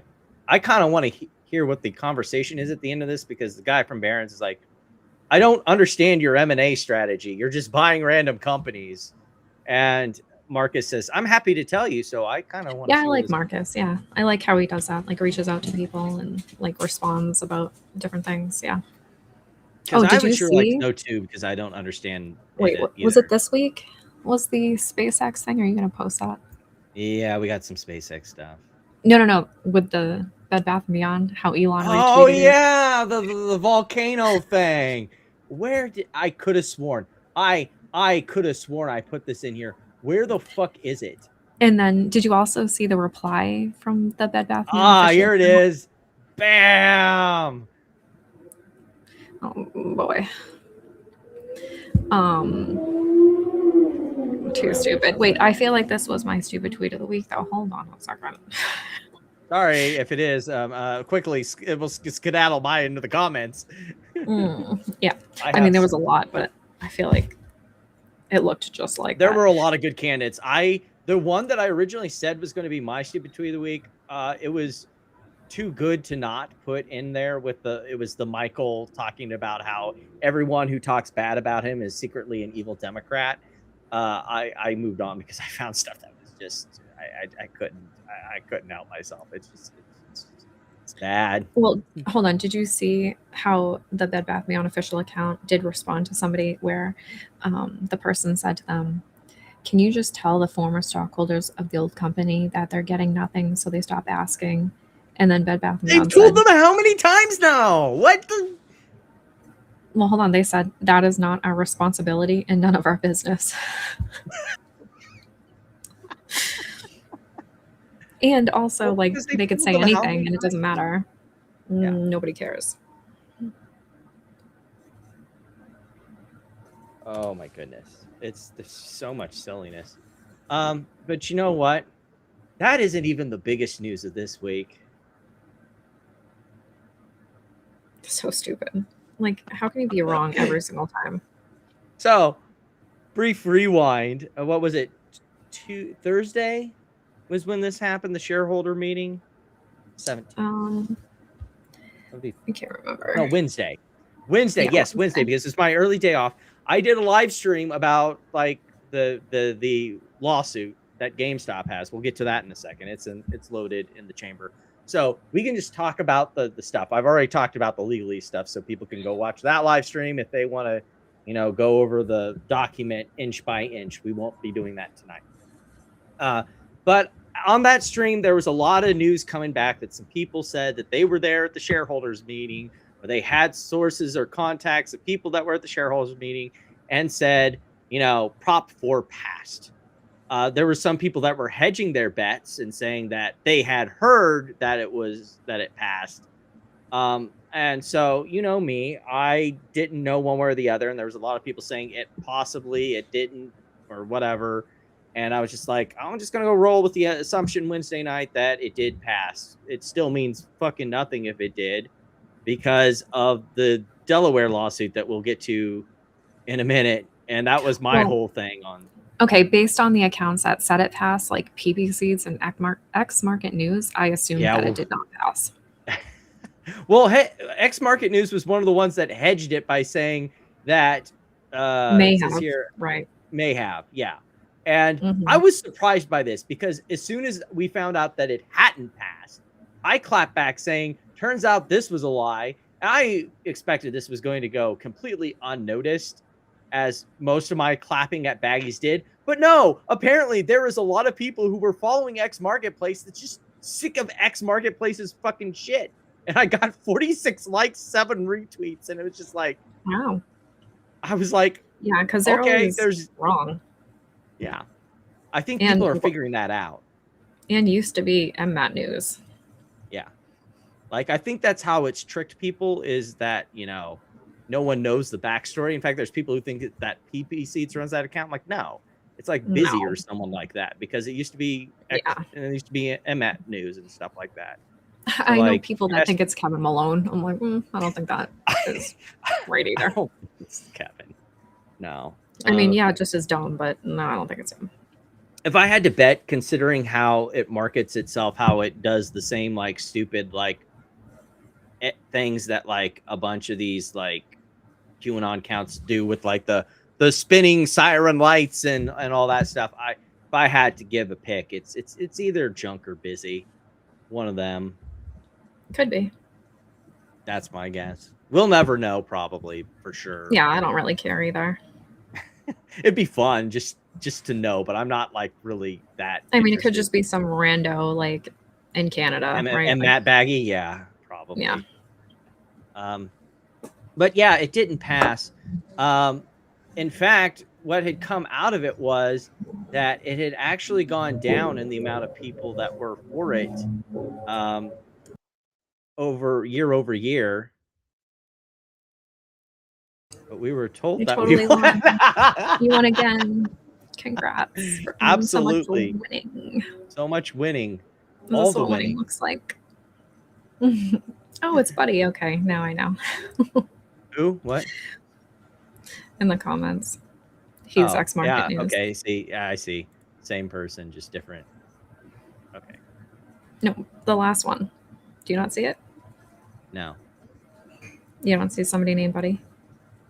Nope. Oh, weird. Okay.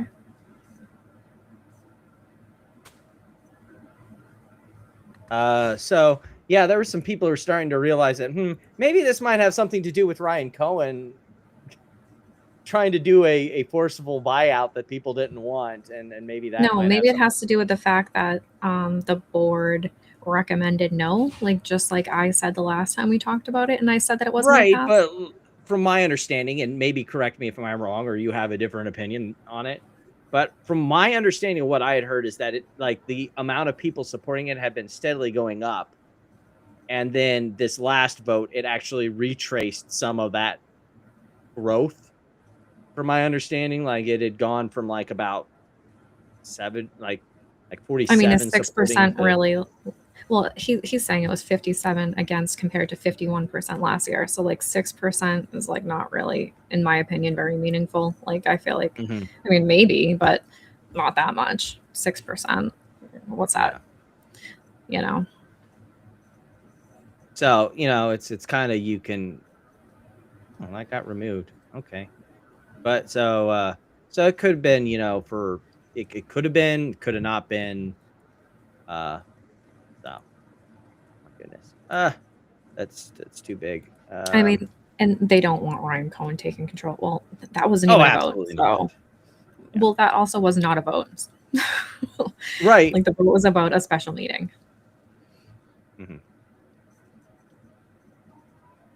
Then of course you have the people who are like, you know, the special vote was part of the plan. Now it's magically not part of the plan. Oh, boy, to be honest, like at least they figured out reality, because this vote was in the pan before we even knew Ryan Cohen was, you know, going to try and buy this out. So like, welcome back to reality, kids. Now that it's convenient for you. Right. Like, I mean, I said that on one of these episodes already. Like, he didn't buy his shares in time to get anything on the proposals. So, yeah. So let's see here. Oh. Naturally, let's see here. Naturally, obviously, if we're talking about GameStop, that means only one thing. No.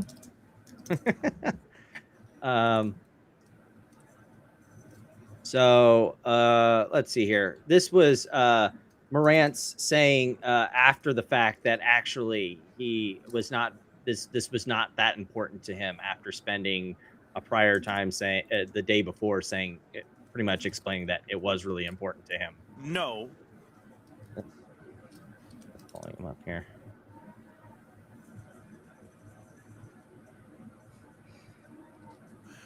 That eBay, their proxy, did not pass proposal number 4. And that's what was being reported, nor do I care.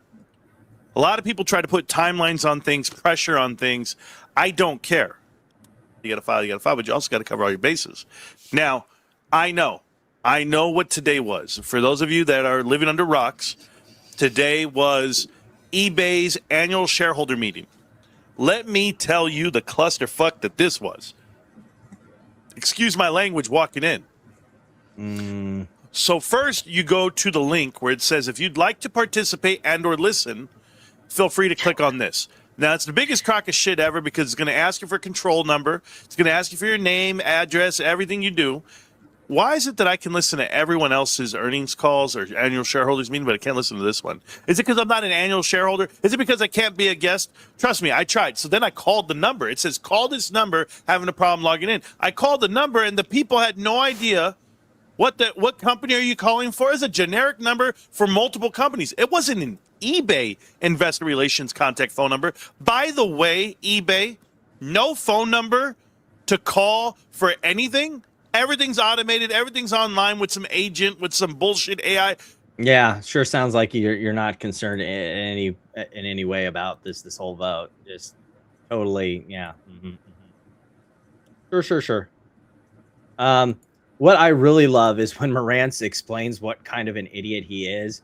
So apparently, since GameStop has not mooned, that means that we've never been to the moon.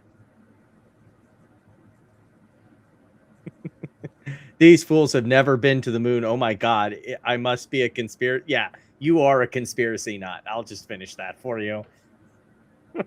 Did he really say that? Like, unironically? Yeah. Oh, like, boy. Dude thinks that the Challenger explosion was fake.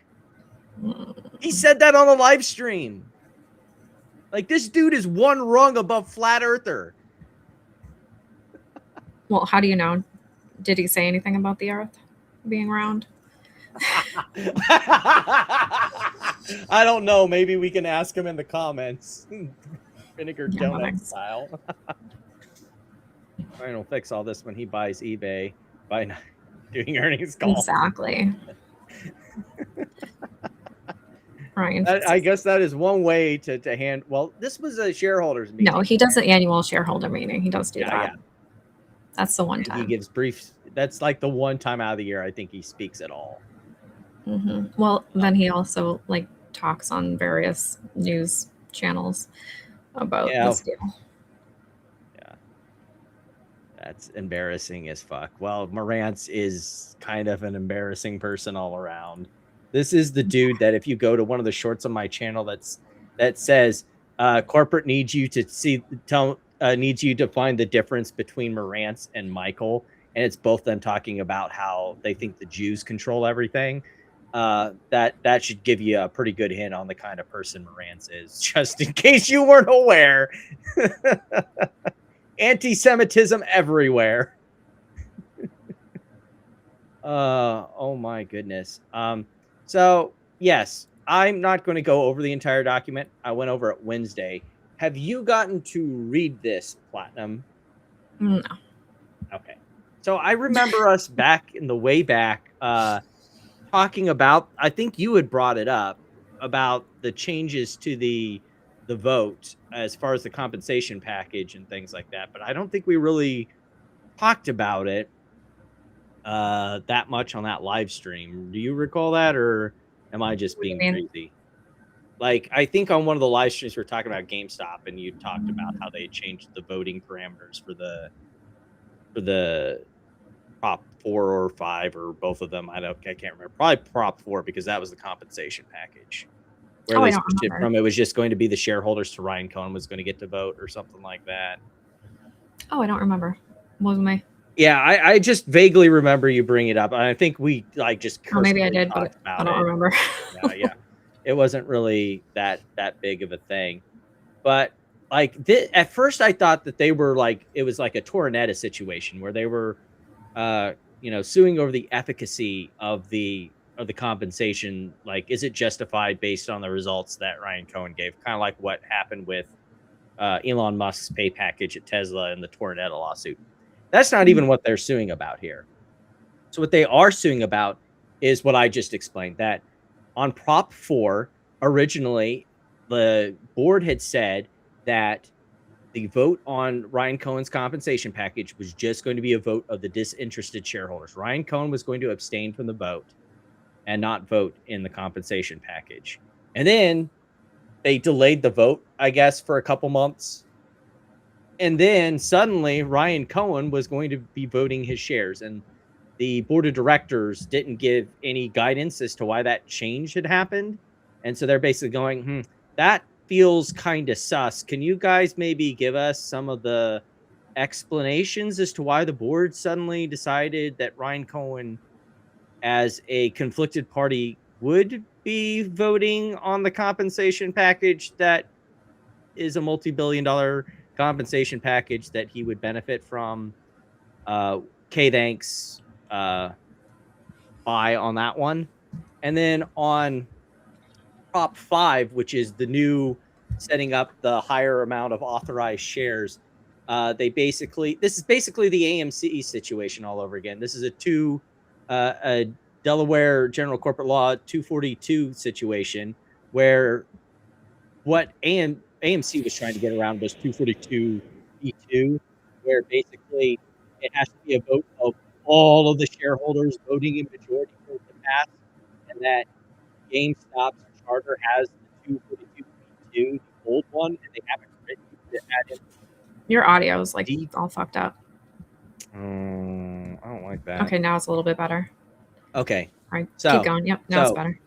So the big difference is 242B2, which is like what AMC had to get around and why they created APE and all of that, was it has to be a majority of all shareholders voting as a class, not just the ones that decided the ones to that vote. Right. 242D2 came after AMC to try and fix that problem.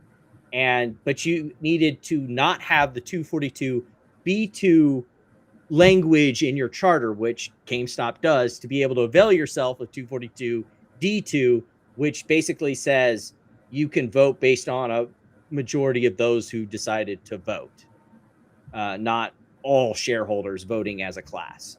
So basically, originally they had the language in there of 242D2 with the proxy statement saying a majority of all shareholders voting as a class is needed to pass the share authorization. Then they suddenly changed it to the 242D2, where it's all a majority of all those that voted. And they're like, oh, wait, hold up. Your charter says it has the 242D2 language in there. So that's technically illegal, which, again, I'm of two opinions here. Some people might say it's because GameStop shareholders are voting against the proposal in question, which is the share authorization. I think it's just like the AMC situation. It's the majority, I bet, are in favor. But however, since abstentions count as no's, they do not have enough votes to pass. Do you think that that's probably where we're at, Platinum? Or do you think... So I only got one proxy to vote on. Like, I don't even know what they're talking about. So there was another one. They sent out one proxy, but they changed what would be the voting parameters. When did they, like, on the proxy or? Yes. So they sent out a supplemental. A supplemental to the proxy was issued that changed the June 7th vote. July. Yeah, on the July 7th vote. Let me see if I can find where they sent it out. Because I'm looking at it right now, and I'm not... Hold on. Because the one I have, I only got emails on May 30th, and that's it. And don't see anything else.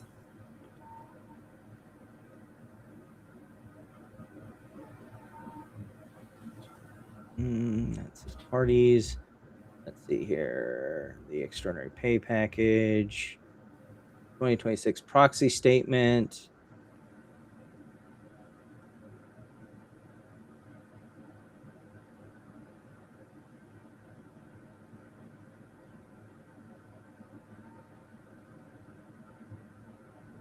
Certificate language. The pros and certificate is attached as Appendix B.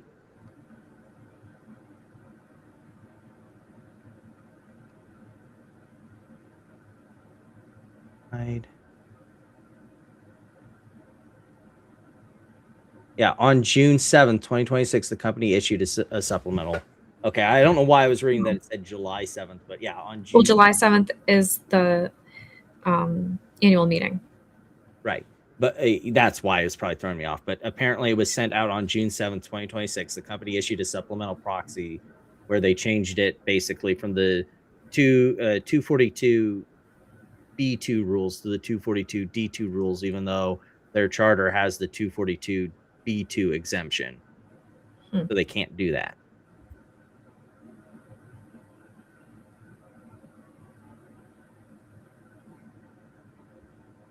Okay.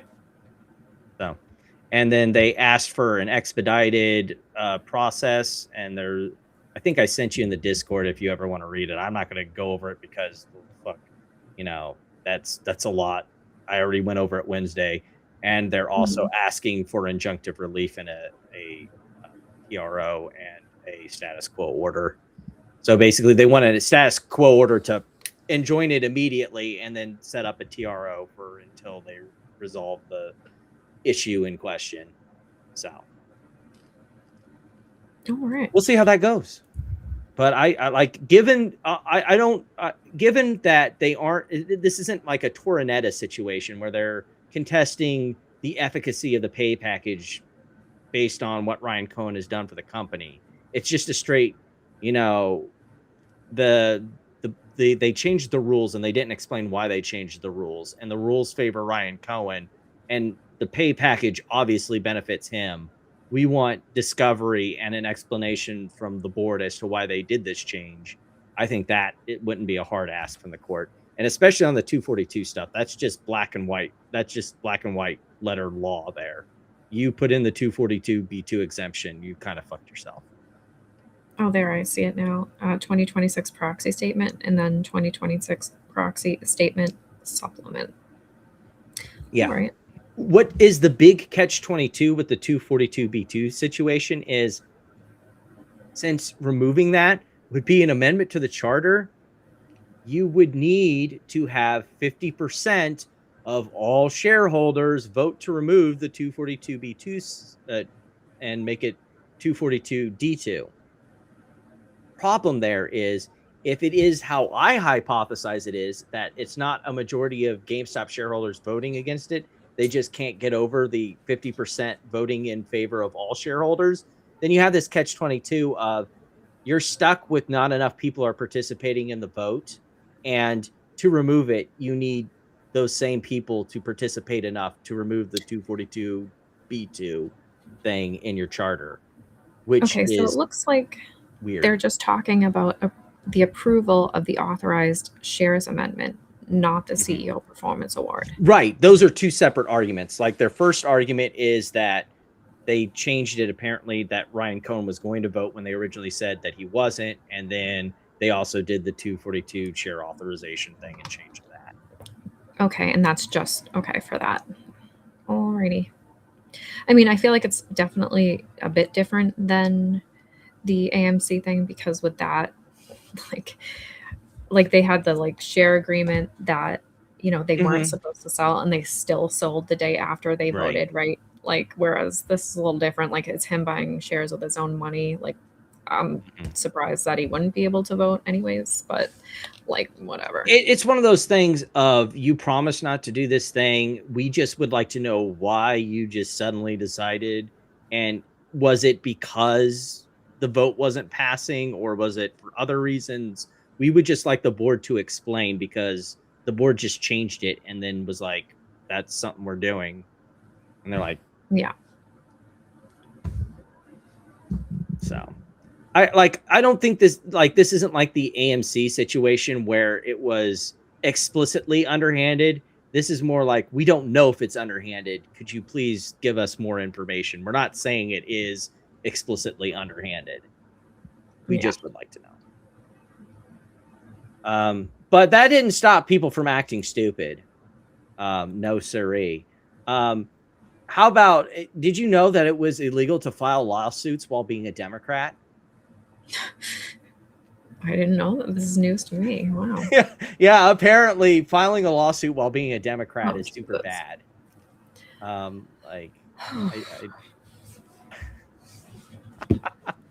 Of course, it's the same actors that you expected it to be. Why would it be anyone else? Let's see here. There's another one here. Oh yeah. Hey, it's our favorite meme stock grifter, full of meatballs again. I support removing Democrats again. Suing while Democrat. That's just so fucking evil. How dare you sue while being a Democrat? Look, I'm not even a Democrat, but I can see through like how this shit is absolutely fucking. This is numpty nonsense. And apparently going after, like, again, the people that are suing are the people in charge of the city pension fund. Has nothing to do with the fucking mayor, but here's crazy ass fucking Michael digging through dirt on the mayor of the city of Pontiac because, God forbid, they sue their God Emperor Ryan fucking Cohen. Like, he called him a felon? Yeah, he got arrested on some sort of, like, you can on a actually felony? look it up. Yeah, something to do with like voter stuff or something. Was he guilty? Did he? I think he pled. He took a plea deal. And then did they like knock it down to a misdemeanor or something? Or I don't know. I know he served like a little bit of jail time or something. I didn't look deeply into it, but like so fucking what? Yeah. Like that was something that happened. If I recall correctly, 10, 15 fucking years ago. Mm-hmm. Like, if the dude isn't committing crime now, like you don't seem to have a problem with the fact that Sal's a fucking felon. So can we figure out what the hell's going on here? Like, where's your line? I know what the line is with Michael. It's if you're a felon and a Democrat, then it's evil. If you're one of his friends and a felon, then it doesn't matter. Also, again, it's also Michael getting his racism right out there in front for everyone. He likes black people, so obviously he's fucking can't like black people either. Just horrible. Oh How dare you? God. Michael just showing all of his stripes all at once, and it's really just fucking hilarious. Gosh, how do I do this? Let me see if I can. There. Perfect. Now it doesn't show the phone number. Pontiac City officials are public servants and they receive your calls. Well, they're public servants for the people of Pontiac, not you, dipshit. And then douchebag proceeds to fucking give the phone number line for the public city of Pontiac. And it's just like, it's like the AMC Delaware lawsuit all over again. These people just fucking schizo out about everything and just I don't fucking know. And then of course digging through all the lawsuits and like that, like a bunch of them were voluntarily dismissed. So like of course they settled. Like that's just usually how that works out. And I also hate that when this happens, when there's some sort of like shareholder lawsuit, there's always one. It's like, yeah, like what is so fucking evil about people wanting to defend their rights as shareholders? They think that the vote was sus. Like if it wasn't sus, then cool. Like GameStop won't have any problems. If it's like the AMC situation, good. It was good that they intervened and at least got something, even if it was like pretty much nothing for AMC common shareholders. But like, I don't get this. Like, people exercising their shareholder rights is only good when it's me exercising my shareholder rights. If it's other people exercising their shareholder rights, then I don't know. It must be just fucking the worst. I don't know. Trying to see if there was any. I don't know why I had any of that stuff in there. I think that was stuff I went over last time. Oh, how many times are we going to need to go over the fucking RSU situation where eBay's board selling shares is because they got granted a bonus and they have to pay taxes on it immediately? Like, Platinum, how many times do you think this is going to have to be explained? Every quarter? Every quarter. Okay. Glad we clarified.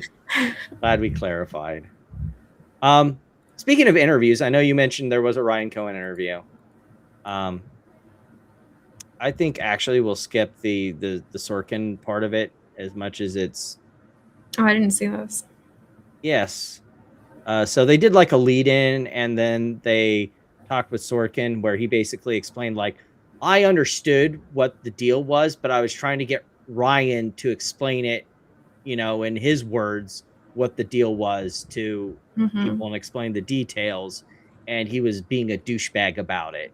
And that was the problem I was having. And that's basically what this whole intro was, is like, I'm not dumb. I knew what he was talking about. Stop being an asshole. But then after that, Ryan Cohen came on. So let's, I think we'll speed this up a little bit because Ryan kind of has, his cadence is a little slow. There to Andrew. There was a little glimmer of hope.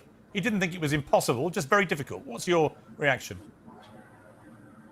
It reminds me of the movie Dumb and Dumber, where the girl tells Jim Carrey, he asks, what are my chances? And she says like 1 in a million or something. And he says, so you're saying there's a chance.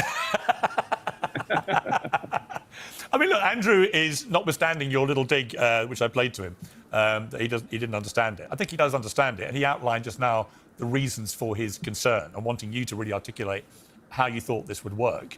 I mean, do you understand his concerns? Do you accept that he, is pretty expert in this and the concerns are valid? Yeah, I mean,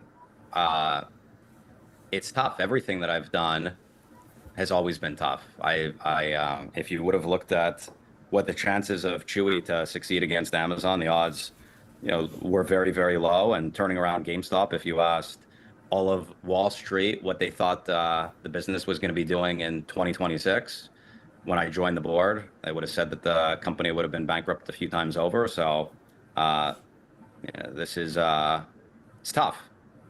There have been reports today saying that you've not given up on this project, and you may now take your proposal directly to shareholders for an attempted hostile takeover. Is that true?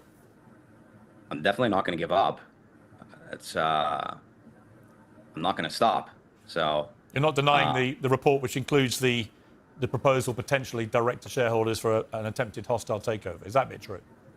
Ultimately, the owners of the business are the shareholders, and the fate of the business is going to be decided by the owners of the business. And the vote is going to come down to who they want running the business. Do you want an entrenched management team that's collecting tens of millions of dollars in risk-free compensation?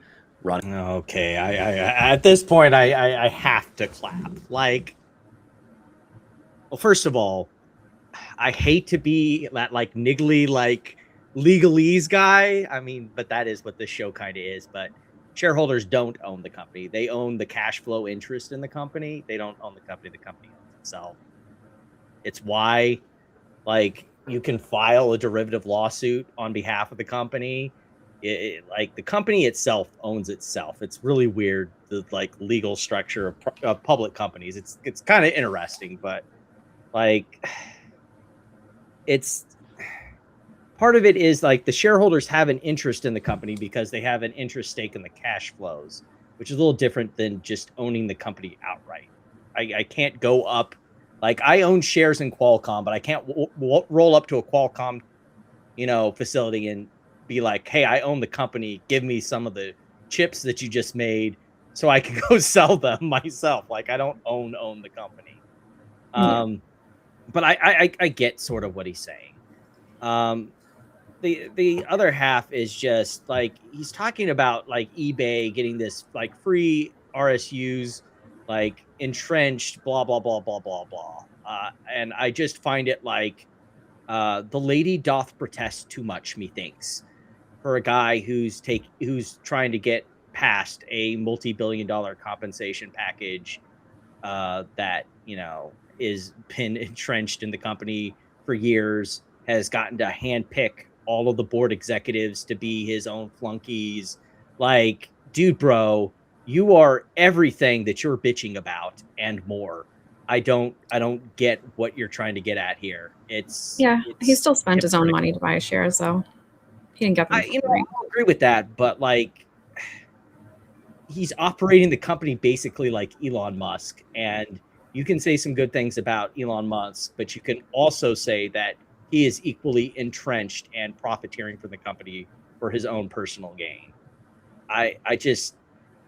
You can say the company's badly managed and you would manage it better, and I wouldn't have an argument there. But to call the company's board entrenched and trying to say that they're these evil people leeching off the company, it's like, bro, you looked in a mirror recently? Running the business, or do you want someone that's putting all his chips on the table, both through GameStop and me personally? But ultimately, the management team and the board has all kinds of perverse incentives. But I'm going to do everything to make sure that ultimately the owners of the business get to make that decision. That doesn't sound like a denial. Thanks, Pierce. Wow, no kidding. Okay. So that is news. So you are seriously considering a hostile takeover? Going to do whatever we need to do in order to maximize shareholder value for GameStop. And we've made a big investment. We're one of the largest active shareholders of the business, and I love eBay. And the business is highly complementary to GameStop's business. And it's a business that I personally understand very well and is within my circle of competence. So I think it's a lot better than some of the interviews that he's done. He at least seems to like handle it professionally. I don't deny. I don't doubt that he wants to make this deal work. I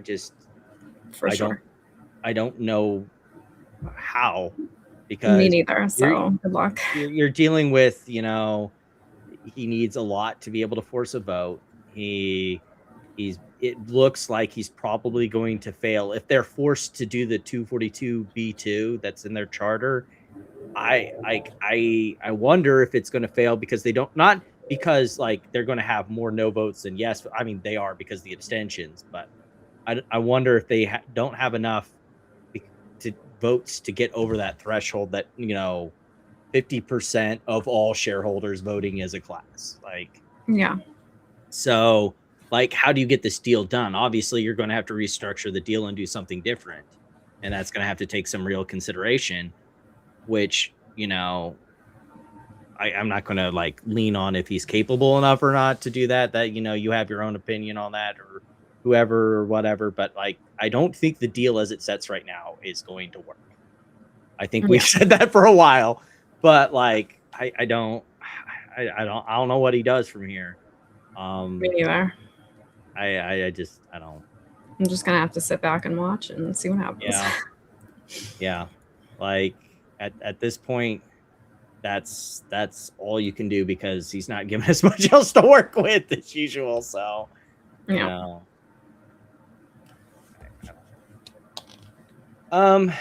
let's see here. It's AMC time. Oh God. So first off, we got some late news that we're a little late getting to, but Robert,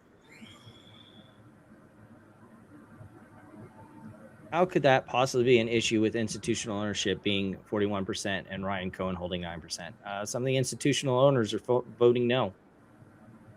Yeah, but that's like, I don't know. I thought normally they would just vote with whatever the board recommends. I think normally that's what you would think, and that's what I was really scratching my head with when I was looking at it Wednesday, I was like, oh, well, this is obviously an AMC situation where you don't have enough votes to get over the threshold. Which I don't even think. But AMC, that would surprise me. Institutional ownership, like I want to say institutional ownership at the time in AMC during that lawsuit was like 10, 20%.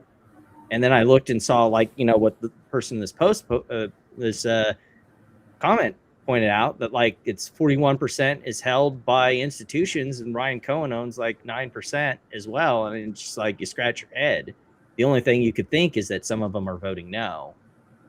That's the only way that this doesn't work, whether you look at it from not looking at let's see, I'd have to double check these numbers, but it looks like for the last shareholder meeting, 72% of the outstanding shares were voted, and that's, from what I remember, how it usually is.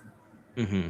That's why I'm like, what? Why would they even need to change that to not be majority? Right. Which makes you wonder if there are some, like, again, it makes you think that, you know, you've gotten the proxies in from all the institutional people and Ryan Cohen, and you don't have enough to get over the 50%, you know, more than 50% are voting in favor. You don't have enough to get over that. But you do have a majority of the people who voted voting in favor of it, whether that be because retail's not voting enough or that there's a split among the institutional owners, whatever the case may be. I don't know, because I'm not Ryan Cohen. I'm not the GameStop board. I can't look at the current rolls of the votes. I can't tell you what the situation is, but it has to be one of those two. Why else would you want to change the rules? Yeah. In the middle of the vote. But it'll be interesting to figure that one out. Yeah. But in the Simmons lawsuit, they have dropped it being a class action. Robert Simmons will proceed solo against AMC. I don't think that'll make that case any better. I think it's DOA, because these claims have already, it's res judicata. They've already been handled in Delaware court. So like, the only reason I bring this up is because Ethan has sent his 6th demand letter to AMC. This is the most important one yet. You want to guess what he's asking about? What does he want discovery about for his Project Popcorn claims this time? No idea. He wants information about the article that was done about the let me see here. Where is it? He wants the corporate books and records. Huh? I just saw something about Sandra Blackwell, or whatever her name was, the one who pretended to be the... Yes, that's exactly what he wants the books and records request to be about the whole blackmail thing, which has nothing to do with this project. That's not books and records. I know, right?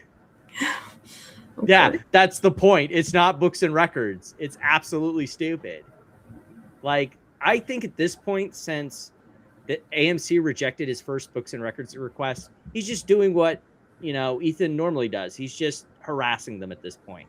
He's just going to keep sending books and records requests like a petulant fucking child until they just give up, and they're not going to do that. So he's just going to keep being a little bitch and just keep sending them request after request after request. And they're probably just going to, you know, from this point forward, not even respond to them, because they know that he's not going to file in Delaware, because no lawyer will back up his books and records request, because all of his claims in that letter, they spelled it out. All of his claims are either time barred or have already been adjudicated, or things that he can't sue over. And he's not going to file a contesture of the 220 books request, because last we left off on this story, he had an outstanding warrant in Delaware for harassing Vice Chancellor Zern. So, like, fucking this dude is donezo. All he can do is throw a temper tantrum like a little baby throwing toys out of the crib. It's all he can do at this point. It's fucking hilarious. But the real lawsuit I want to get to, did you see when I posted this on Friday? So the big news out of the Genius Group West Christian lawsuit is that the court rejected their request for lead plaintiff status. This is no longer a class action. And they also denied the request for the class action lead plaintiff process to be reopened. Sounds about right. Yeah. You can because read they're the not document. similarly. Exactly. They went over a lot of the stuff in pretty good detail. The judge lays it out pretty well. I mean, I agree with the ruling. And this also has a knock-on effect for Wes's other case because Quantum is trying to apply to be lead plaintiff in that one too. So, yeah, I think this little scheme that Wes Christian cooked up of trying to, curry meme stock favor by saying we'll open up a class action and all you guys can join in and you can all reap in the benefits. Yeah, no, not happening. Not fucking happening. No. So that's that dead and dusted. So our last meme stock thing before we head into the wrap, there's a few small notes and wrap up. Wait, I know I have this one, which is the MicroStrategies. Where is the? No, I think some stuff about. I guess I didn't. Okay, well we'll deal with SpaceX later, I guess. We got the big one that mattered, the volcano of doom. So everyday savers bet big on Bitcoin's giant strategy stretch is now failing. Yeah, have you seen the chart on stretches of recently? Because it ain't looking good, bro. Did it get down to 85 or something on Thursday? Yes. Yeah, and it rebounded, I think, up to 89. Let's see. I had one that had the charts here. Here's the one with all the end of day Thursday. Yeah. Just oof. And remember, all of these, like the high yield, like the yield stuff, they're supposed to be pegged at 100. Right. All of these are supposed to be pegged at like a par price of 100. So all of them are now trading under par. Which means that now this is the death spiral part of the Ponzi scheme. Remember what Michael Saylor said the strategy was is that if any of these preferred derivatives that he had created went over the 100% par, he would sell issuances to push them back down. And if they dropped under 100, he would raise the dividend, which expedites the amount of Bitcoin that they need to sell to cover the dividend if they honor that. Well, they never said they were going to sell Bitcoin to pay the dividend. They always said they were going to sell MSTR and whatever they choose to do. Like a couple of the other ones, I think Strike or Stretch, I forget which one. But they said they were going to sell those to pay dividends. Yeah, but like, I mean, let's and be then honest. they did sell a little bit of Bitcoin. They might. But like the Ponzi is starting to kind of unravel on itself. It's about time. Yeah. I find it funny. We opened with like the oil and gas stuff, and then you have their most recent AI slop video that they've done.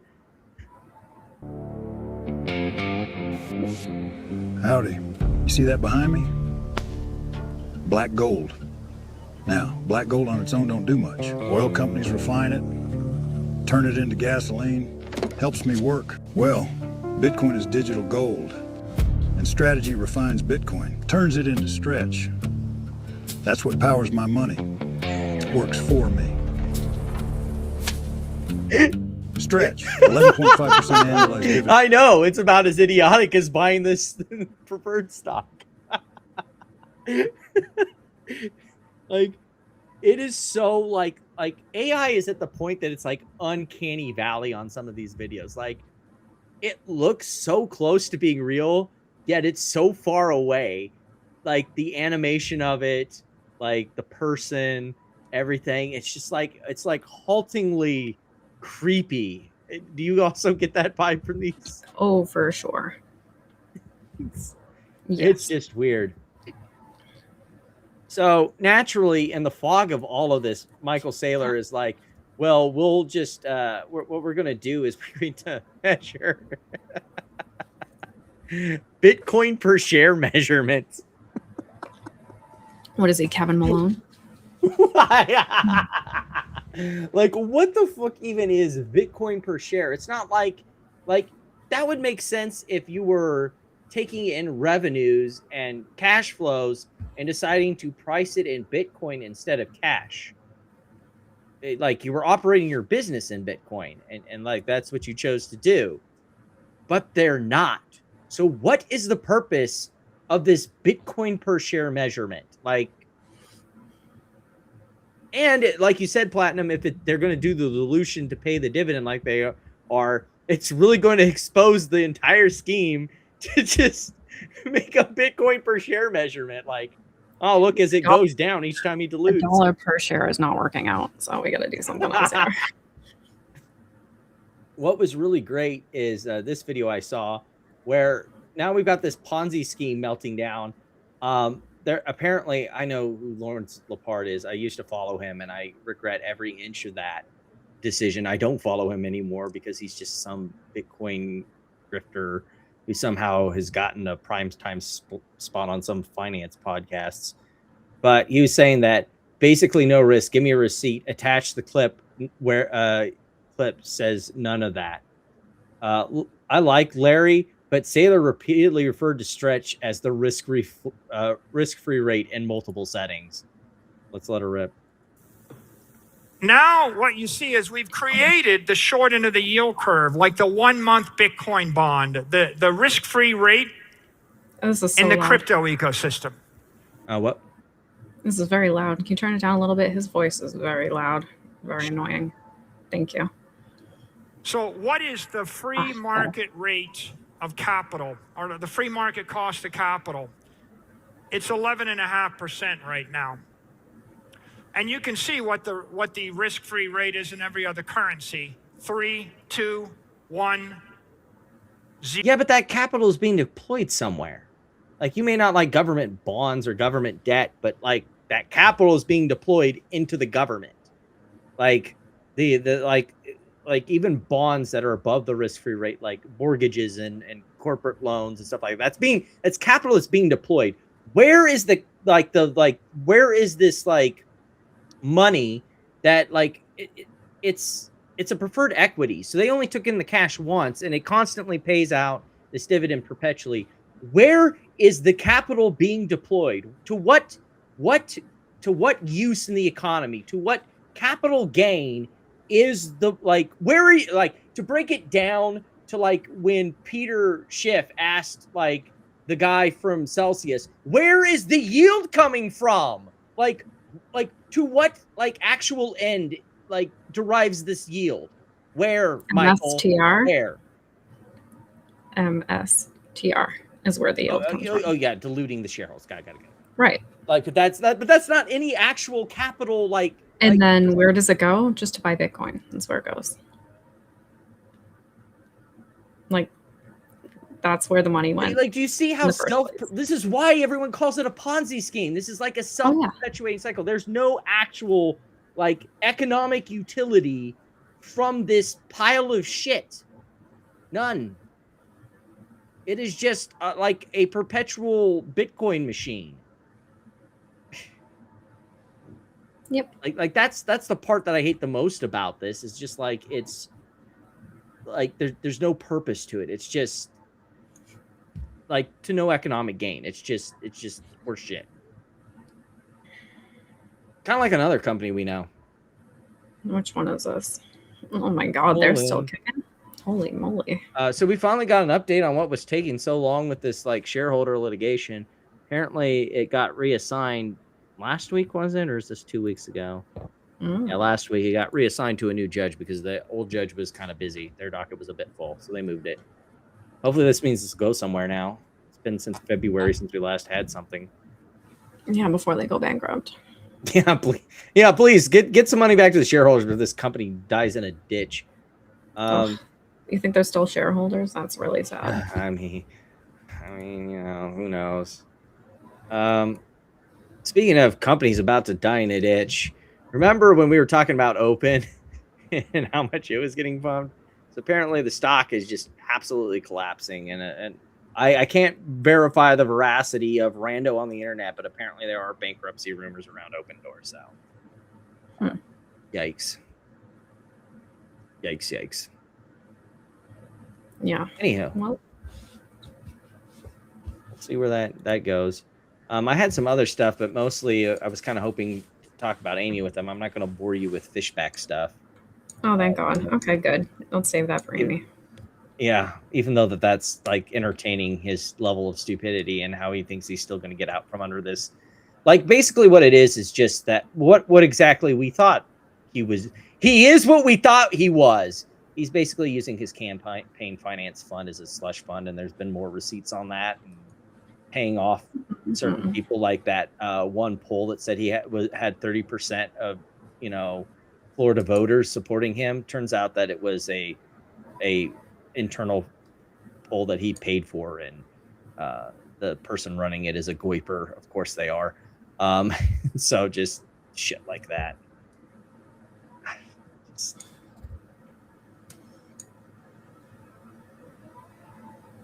And to open it, and they didn't. Oh dear. Maybe.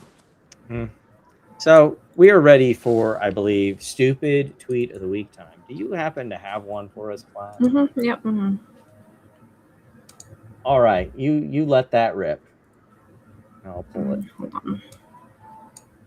I'm gonna get the poll set up.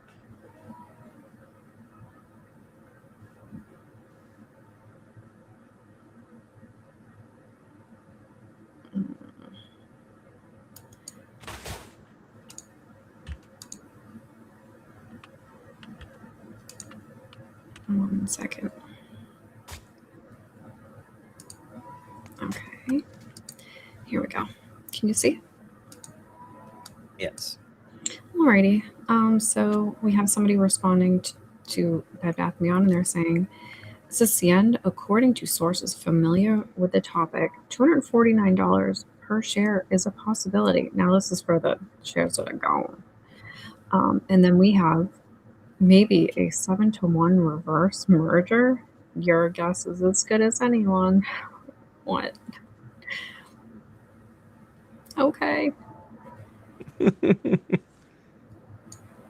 $249 per share is a possibility. Okay. Sure. Full story. Do tell. My stupid tweet is also from the Bed Bath & Beyond community. I'm not particularly. They just keep on keeping on, gotta love them. Well, this one actually is sort of like just like their shitco Voltron.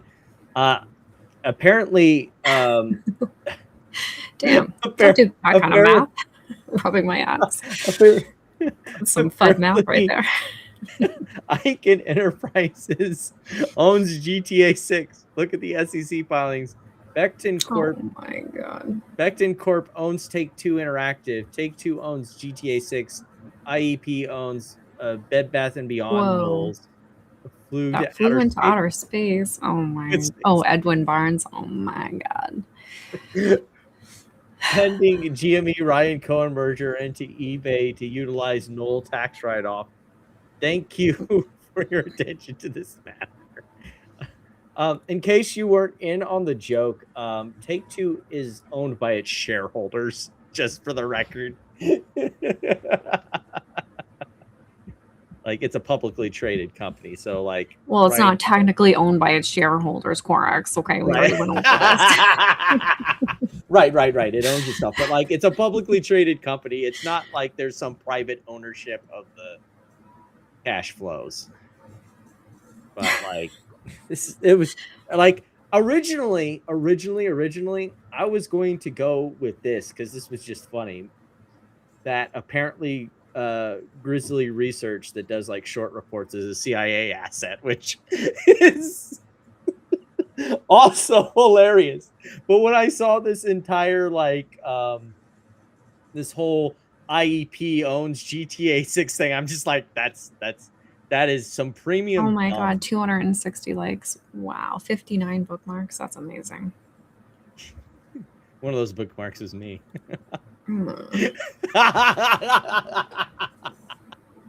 It's fun math.